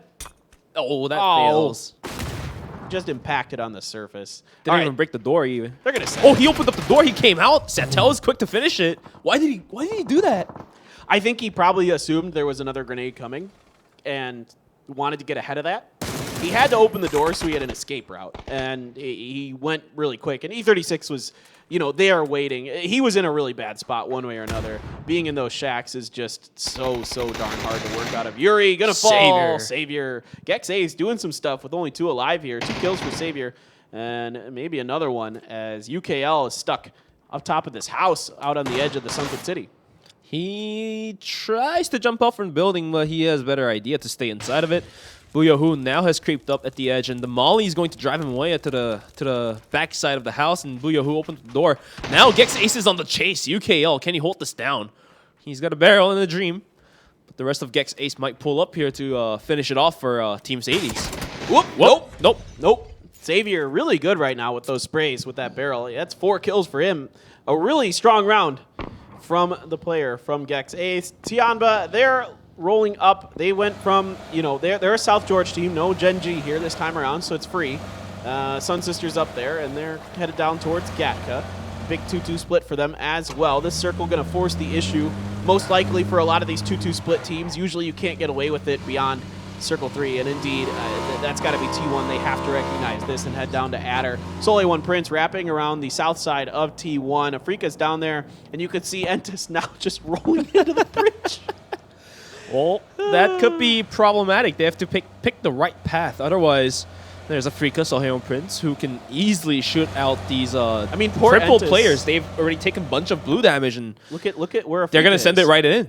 This is ridiculous. This sucks. This is actually bad. This is really bad. Oh, this is horrible. I think that just might get blown up. It could happen. Pure Boy, hey, he's going to get Savior. So Savior having a really nice round. It comes to an end at the hands of Element 36 Pure Boy. Buyo taking a whole bunch of damage between the two Element 36 players, the other one being Satao. Still alive, and there's Indigo, took a bunch of damage. He's rolled up next to Afrika. The rest of Ventus trying to get in an assist, but they're going to be really beat up from the blue coming in here. At least they were able to get into the circle. In the meantime, it's going to be Tiamba sending it into CEO La Vega. Zenus puts him down to the floor, and easy flush comes through Lorena, and look at how Tiamba just pulled it right back. They turned the vehicle street 180 and just backed out right away. That's a nice quick maneuver. Listen, they're finding themselves in a very similar spot. Kind of on the side of a hill. Indigo does end up getting knocked by Roa. Roa going to go for the grenade. Looks decent. Should do a little bit of damage, if not finish the job, I think. He's waiting for that to explode. Actually, might have rolled down the hill a bit. Is that grenade going to explode? Anyway, he comes up and over, takes Indigo down. Vehicle mishap potentially for XS. Not sure what happened there. T1 does regroup. They do situate with the rest of their players. Nice maneuvering from T1 to put themselves in a good little position here. And COC, the winners from last round, it's not starting out so good once again, but we've seen them come back and, you know, finish strong regardless. After losing Indigo, Entis is going to start to roll into the circle. Volibear has spotted the SKS. If a headshot comes through, that will be disastrous, but it looks like the vehicle is quick enough to dodge those bullets. And right now, TSG, controlling the highest elevation in this current circle, is going to be able to scout out every single thing. Volibear putting out even more bullets to break havoc for Entis. And right now, just 50 seconds away, just less than a minute for the next circle to be revealed. I don't know, man. This is yet another similar and spicy circle. Oh, yeah, it is. And the good news here for Entis is they got ahead of a bunch of those other teams. They got ahead of Afrika. They got ahead of Sole One Prince. So even though Indigo died, at the end of the day, it's not the end of the world. It's not ideal. I'm a little perplexed by what Entis is thinking in general there. I've never seen them make a rotation quite like that. I've seen teams like Soleil One Prince do it. Okay. But Entis, I can't remember. I'm scratching my brain to go back and remember a time when they made a rotation that is that big. But you know what? It's not the end of the world. They've got a decent little position on the road there, and they can hold off for now. TSG is kind of pinned up on top of that hill, and they're not going to be really interested in poking out too much. And Circle's going to favor them even. So for Entis, this is not bad. At TSG, this is really nice. Although Pachinki is still in the circle, so Infantry and 4AM can still wait this one out. And how did 4AM get over from the single hut into Pachinki? Patience, I guess. Patience is a virtue. They don't have a vehicle, so it had to be just they had to cross that field at some point, and that ain't easy. No matter who you are, that's really challenging. So TSG is going to actually send it down to the hill into the sushi house. Like the idea here from TSG, I think. Maybe not. I don't know. Giving up the top of that hill. I'm scratching my head a bit on this one for TSG. I'm not sure if I'd do it, but maybe they know something I don't. Tianba, though, is going to be the benefactor of that, and they're going to take the top of the hill themselves. So rolling up and through it with their vehicles and just kind of scouting the perimeter, seeing what's available, what's not. Still a leftover vehicle. Star-Lord rolling up the hill. Lulu always dead up in front of him. Tianba up there as well. And Star-Lord's got to be careful. He's taking a bunch of damage here. Star-Lord gets spotted by Faye. Faye looks like he's going to be able to finish that. Yeah, he's got it. All right, so good pickup by Faye. Good knock and kill for Sun Sister. Not ideal for T1. Even though they are ahead, they would love to get more ahead, of course. They're still 3 up, so that shouldn't be too much of a trouble, although losing a player is detrimental. They are still very capable of putting up even more points as Adder, Rex, and Helen are all alive. Infantry decides to pull up by the triple story house with the ceiling, so without a ceiling, so they can have a good outlook and overwatch onto the map as well. And I would say TSG's decision to send it down to the sushi house was making a bet, in a sense. Yeah. If you were to come down from the mountain with having a different team in the sushi house becomes quite problematic, whereas if you were to climb to the mountain from Sushi House, it's a little bit easier if you do have vehicles. So, okay, I can put the pieces together and make sense of this. If the circle shifts away from Pachinki like it should, they can go up the hill.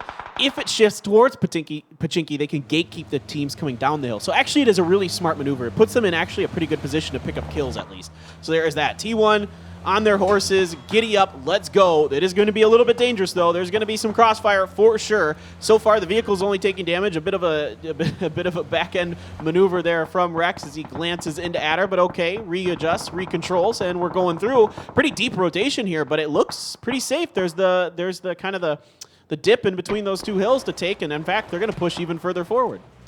That position is revealed by TSG. Oh, no. Complete overlook, and 911 continues to break the helmets of Helen. That's going to be an easy knock. Looks like the res is possible as they're trying to put out the smoke, but the vehicle already smoking hot. If TSG is able to blow that up, that could do Helen some naughty jobs. Yeah, it's going to blow up. It's on fire, and it blows towards Adder. Somehow he's able to dodge that. His vehicle blocks it. He might have gotten, you know... I guess he was second time for Adder. If No. it had gone sideways a bit more, I don't know. But I guess he was in front of that, or he was more towards our camera angle. It looked a bit wild there, but he's okay. Those vehicles can go in kind of a random direction. So T1's going to be under fire, though. This is the problem with this position they've taken. Yes, it is center circle, but there is a lot of players and teams that are going to be able to see this. Now, the vehicles have blown up in a relatively fortuitous position, so there is some cover they can take from those. But as you can see, they are center. But again, everybody on those hills is going to be watching. All eyes are going to be down there. At least for Adder, it wasn't his second time for the charm. Yeah, we've already seen him get ran over by a blown-up vehicle. He didn't die through explosion, but the vehicle ran him over with the explosion. In the Miramar maps, I believe that was what happened. And Afrika now climbing up the mountain, could be spotting out a player here is EJ. He doesn't open up just yet. He's being super patient. Now he opens up clean, spray down with the barrel. Will do Linshin for the knock, but M200 coming from the side is going to find a revenge. That was some quick shooting by M200. M200 is on fire these last couple games on Erangel. His sprays are really, really good, really deadly for him and Tianba, picking up some much-needed points for them at 152, still behind TSG and Infantry. T1, and this is what I'm worried about. I think T1 should have held up in the hill. I think they could have stood up on top of the hill, either where La Vega is or just a little bit southeast of that, and been fine. Now you're down to just Helen with no kills. This could be the first donut we've seen from T1 in this particular tournament. And if T1 is knocked out, this is Infantry's chance to climb up the leaderboard once again. Entis comes up, and Under climbing the mountain gets caught off by Lin Shin. The res was there, luckily. So Under could be wiped out here, and Entis is in trouble. They have to break through Tianba to get into the circle, and the blue is going to move right behind their backs, and that's going to pressure them even more. Yeah, this isn't good for Entis. Tianba just has a much, much better position in every sense, and not only do they have high ground, they have a good spread along the edges, so they're able to control their flanks. They're able to get good angles into Entis' flanks. Sungjong's dead. He's in trouble. There's no way. I mean, he's just completely out in the open. Yeah, finally Lin Shun repositions, gonna get the knock. Sunjong dead to rights. Kale, though, able to sneak through. He's able to break through the lines, but for how long here, I don't know. Sungjang has been dusted by Z9 Max. Kale has made up the mountain, so I can technically wrap around and try to sneak a couple kill points, but I think that will be at best. If not, Kale just getting knocked out completely. Linshin now opening up towards E36 at the edge of the circle, so they are definitely greedy for kills. They want to put Entis down below them for sure. Absolutely, no doubt about it, and they're in a great position to do so. Kale now taking damage in the back. Kale's going to get taken out by Pure Boy. 5 kills here for E36 in this one, some of them from SMG. Now picking up another one onto Kale. OGN out early in the final game of the day. No placement points for them, a few kills through here, keeping themselves in the conversation potentially going to tomorrow, but it's going to be a really difficult situation. They're really going to have to pop off to make a run at that first place. Infantry continuously opening up the circle, has zoned itself away from Infantry. It's going to be in the mountain, so things are definitely looking worse for the teams outside of it to get into it. Helen is probably the weakest point to attack. He is the solo player alive for T1, and he's holding on to a dip, which could easily be naded. So if Infantry or La Vega decides to push into the circle, then they might as well as push in towards where Helen was. Especially for La Vega, they know where T1 is at. They've been counting the Helen's kills. dead. Somebody's going to have to push through there eventually. He's just done. Somebody is going to send it to that spot, either La Vega or Infantry.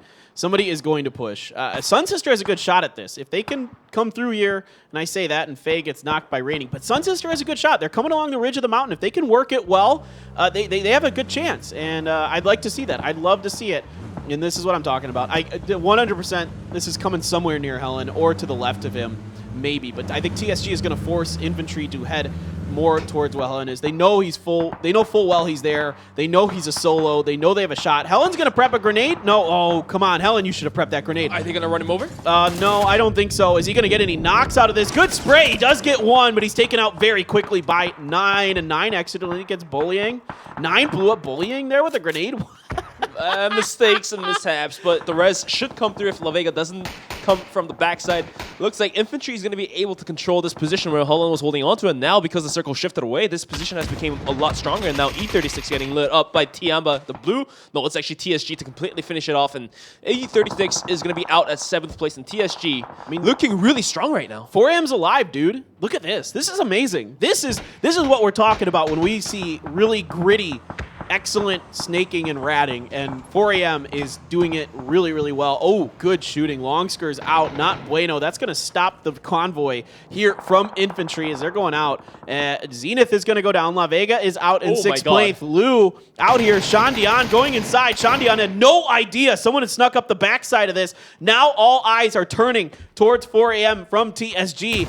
It's a bad fight for 4AM in a way, but they did get the opening knock, so it could go their way. They're getting some help from Tianba now. Things falling apart quickly for TSG, and this is the problem with sending it to this compound.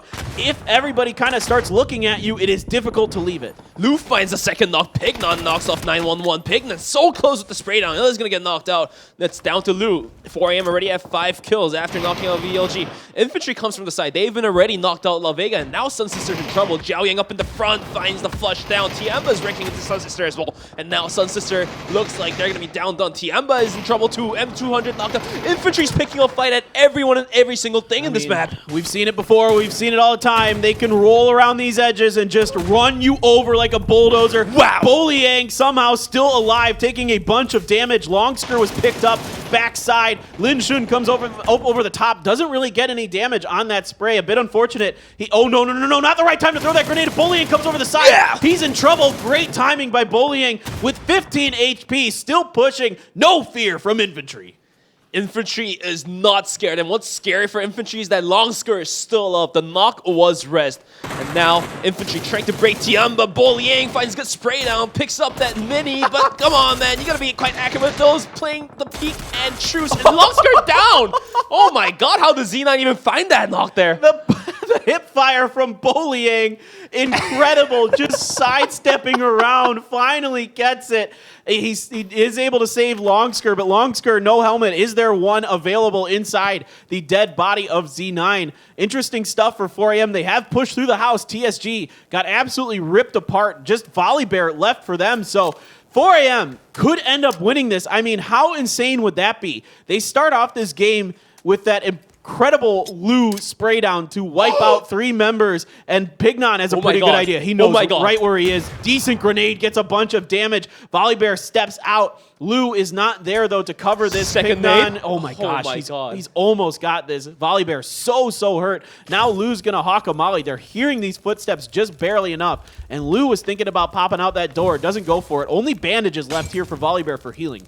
He doesn't even want to use it. That's going to give the sound cues. The flashbang is doing. Volleybear sprays into nothing but air. Volleybear killed the air, but the air kills him now. It's going to be 4AM taking the kill onto TSG. Now it's down to infantry versus 4AM. Infantry, noticing what happened down at the sushi house, is going to move themselves into the center. And now 4AM has to move it up there, but infantry has really good overlook. This might be infantry's game, and if they are able to pick up to 2 kills in the win, then the talk is still there for #1 spot. So there are a few options available for 4AM. They can kind of wrap a little bit to their left and try to work their way up the hill that way. That's a potential. It's going to be difficult. Infantry has a fantastic position, but it is a 2v2. And all it's going to take is some good shooting, and you can win this for sure. And I can tell you what, 4AM is feeling it right now after winning so many tough battles, snaking their way to this position out of what looked like a dead position behind infantry. And in a way, infantry's paying a bit for maybe not really clamping down on top of 4AM early on. They didn't have maybe the best opportunity to do it, but they had a good opportunity, even though they got split 2-2 early. And this is a really fascinating Final Four. Right now, I really like what infantry's doing. They're not splitting their players up too much. so they can easily provide cover in case 4AM decides to sneak away from their vision. And right now, Longsker is going to be up on the front to scout a couple things out, just gather some information, but things don't act out just yet as the circle still includes the circle for 4AM. And once Phase 8 finishes, this is going to be the goal moment for these two teams. And this is the other option for 4AM, to make a smoke wall. I wasn't sure how many smokes they had left, but there might have been quite a few left on TSG because TSG probably hadn't used any. So they can make a smoke wall to get up underneath the mountain. The thing they got to hope is that infantry has basically used up all their throwables. Infantry really has no idea where Look at that setup. I like that. But they were stunning where there's nobody. They were throwing stun grenades. They have zero idea where these two players, the last two players in this lobby are. They might think it's a 1-1. They might think this is a 2-1-1. So they're just scouting out for rats, and they don't find any because there's none to be found. 4AM, though, is finally spotted out. That smoke wall is down, and here comes 4AM up underneath. If they can get underneath this hill, they have a decent shot, and they're going to make it. And that's a really, really important maneuver here for the boys from China. 4AM now started to creep up the hill, and they've made their way definitely at the edge. Boliang is going to be on the watch. Longsker is going to be a little bit far away, so Boliang decides to back off and join up with Longsker. And right now, this is the real king of the hill. The center of the circle is on the top, I believe, and whoever wins this one takes the win and takes the title. Who is the king of the hill? Yeah, and keep in mind that 4AM and infantry don't know necessarily, unless they've been, and I would assume they know that it's a 2v2 here, that it's a 2v2. It doesn't tell you when you're in game how many teams are left. It only tells you how many players are left. So, you know, usually the players are really good about keeping track of their kill feeds and knowing. But in this case, I feel like infantry must have just either thought somebody had run out of that building right away and pushed up to that position, or just, you know, again, maybe they thought there was somebody snaking over there. We'll see. But infantry's still in a decent position, and I tell you what, with Longsker and Boliang up, but Pignon and Lou have been playing well. This could go either way, in my opinion. Boliang is being so smart. Like, it looks like he's wasting utilities, but he's clearing out an angle. He basically cleared out what's in front of him, and that allows him to look towards a different angle where 4AM could mightily be at. And now Longsker just slowly creeping up at the middle of the hill. Does 4AM decide to move up the hill as well, or are they just going to stick at the side and wrap around? Yeah, we'll see. I like 4AM. I mean, the great movement here, and eventually infantry did see it. But 4AM is doing okay. Boliang going to work around the side with Longsker. They're just going to keep kind of do-si-doing here, and they're going to crest each other potentially really soon. There's going to be some grenades being thought about. A decent grenade's going to get some damage into Longsker. The battle is on. Grenade 2 hits Longsker as well. The molly's going to be a bit too far, though, so that one's not going to come into play. Now smokes are out for 4AM. They're looking to get up top, look to get to the middle of this circle, and really hold down the position. Lou going to run right up there, and he's going to make a really nice maneuver, as is Pignon. They are taking control of the top of this. They're putting themselves in a really fantastic spot to potentially do this over infantry. But infantry is backstabbing the same route 4AM has took. And this could be dangerous. This could be it for 4AM if they don't look at the backside. And right now, we're going to be seeing the split screen of infantry and 4AM. Longsker up in the front. The circle has zoned itself down. This is going to be a battle of a smoke. Inside the smoke, nobody can see anything. Oh, and this comes down to who has a better gut. This is going to be nuts. This is going to be absolutely nuts. Keep track of Longsker's helmet there. It's very, very weak. He was lucky enough to find one, though. Let's see if that comes into play here at the end. We've seen Longsker lose because his armor situation isn't good. Up and over is Lou, though. Lou was down quickly. Pignon very hurt. Infantry coming through. Infantry is going to get the win and gain a lot of ground on the T1. Infantry is only going to be 3 points behind from T1, I believe, if I'm not wrong. We're about to see the actual scoreboard come through real quick. But Infantry, with some really, really neat plays, is going to grant themselves the win and still put themselves back into the talk, as T1 now is sweating that Infantry's following them. Yeah, T1 really needed to get a few more points out of some decent circles that were given to them early on, and they weren't able to. Losing a few members in transition, losing Star-Lord early on in that one to Faye from Sun Sister kind of took the wheels off that bus, and then they made a really, I would say, for how good that rotation was on their win on Miramar, kind of an opposite situation here on Erangel, where they make a bad rotation into a dip that is just not that valuable. It's too exposed. There's too much of the hills behind you still in the circles, so everybody's going to be gunning for you, and then teams that have to leave Pachinki, they might get forced into there when they have to drive across that field. So it's not ideal. It was I think they could have held up on the mountains and survived a little bit longer and maybe staked out a couple more points. Maybe they don't get the win, but instead 22-point round for Infantry. That is going to drag them very close to T1. 4AM comes in second with 13 points. Really good effort by the final two players as they drove the LG out from the lobby. The Bison doing a lot of the work, I would say. And Tiamba coming in third with 12 points, so they're going to be putting Entis down below them for sure. Well, I got to give Infantry a ton of credit here to come back from that game, from that disaster of a bridge camp in game number 3, and to just regroup and come through with a win. I mean, the determination and the strength from these guys is unparalleled. So there you go, 9 points separate our top 2 teams, and not too far behind is Tianma Esports and Triumphant Song Gaming.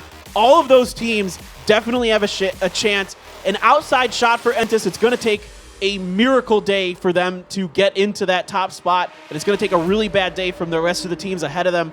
I guess there's hope, but really right now, I think it's a 4-team race. 4-team race with TSG falling quite behind. I would say 28-point game is quite hard. I mean, you can put up a 28-point game, 28 points in 2 different games, but T1 is going to continue to move themselves up the leaderboard as well. So TSG, they're going to need a miracle as well. Yeah, you can see that the placement points are really good for T1. 83, they're the top in terms of placement points. So they're getting it done by being so smart. Again, that was one of the only, I think that might be the only 0-point game for T1 in this tournament. Let's take a quick look here at the eternal struggle, VLG and 4AM. But this time 4AM outmaneuvers them again. This was really 4AM's day. In fact, it's been 4AM's tournament for control over the apartments. Lou. That was easy. It was, I mean, that's as nice as it comes. Nobody's even looking at you. And you get to just hold down the trigger and, you know, move a little bit. But that Bison just has such a large clip on it. Pure Boy did some great effort. He knocked out a couple teams by himself as well. But it just had to be Tiamba to put them down. Yeah, Tiamba, a lot of credit to them. They played a good couple games here on Erangel, working the sides of these hills very, very well. This is Sungjang just completely out in the middle of nowhere. I mean, he is a sitting duck. And this is a great setup by 4AM. Just great patience, great composure, great timing from 4AM all the way through this, even getting themselves to a better spot on top of the hill, outmaneuvering Infantry. Infantry just outshot him at the end. Infantry pretty much went through hell to get into the final circle and take the win here. And the sidestepping with the mini heat fire didn't work out too well, but finally Longsker, who else? He is going to be the one to grant the win here. But the damage top 5 is here. Linshin's going to be the top of 712, but Bullying comes in second with 642. Pure Boy with 620, and the rest is going to be 4AM. Yeah, it was a good little round here and a good final couple games for E36, and I have my eyes on them a bit as I still think they are internationally the better team from Japan than Sun Sister. Sun Sister is an incredible team in their region. They win just about everything they do. But Element 36, for whatever reason, just kind of has this determination and this guttiness to them that really propels them to do better on these international stages. So I've always kind of got my eyes on them to see if they pop off, and I'm hoping tomorrow they can show us something special. And there are your top 5 damage dealers for the day. Lin Shun with a big 1,800-point day. Helen having one hell of a day for himself for T1. We saw some nasty long-range SLR shots from him. He's got long range in him. He's got close-up in him. He can kill anybody up front or far away. Yeah, let's not forget Pignon, who had a huge day. He had a 9-kill game to start out the day. So for 4AM, their best day by far. Maybe their best day in PCS. Yeah, 15 kills is nuts. Bullying stepping up for Infantry. We talked about that earlier bench where somebody from Infantry besides Longsker needed to step up. Today it's Bullying to keep them in the conversation. But Waste and Pignon having massive days for 4AM. And especially for Waste, I'm so happy to see this guy has picked it back up and is definitely on the groove on the dance floor. Waste, a.k.a. Wayless, a.k.a. Godv. He's amazing. Pure Boy having one great day. Love to see it. Love to see him stepping up. And Lin Shun, of course, with all that damage, had to be somewhere in this conversation as he puts up 8 kills for Tianba. And this was started out looking like it might be a Korea day, and at the end, it turned into a China day between the two regions. Even though Korea still comes out ahead, I think if I'm not mistaken, I think at the end of the day, it's still the same point difference between T1 and Infantry as we started with. So you guys, not much has changed. It is going to be a very exciting day tomorrow. Stay tuned. We will be back with the final day of PCS2 Asia, 7 p.m. Korea time, same place. We'll see you there.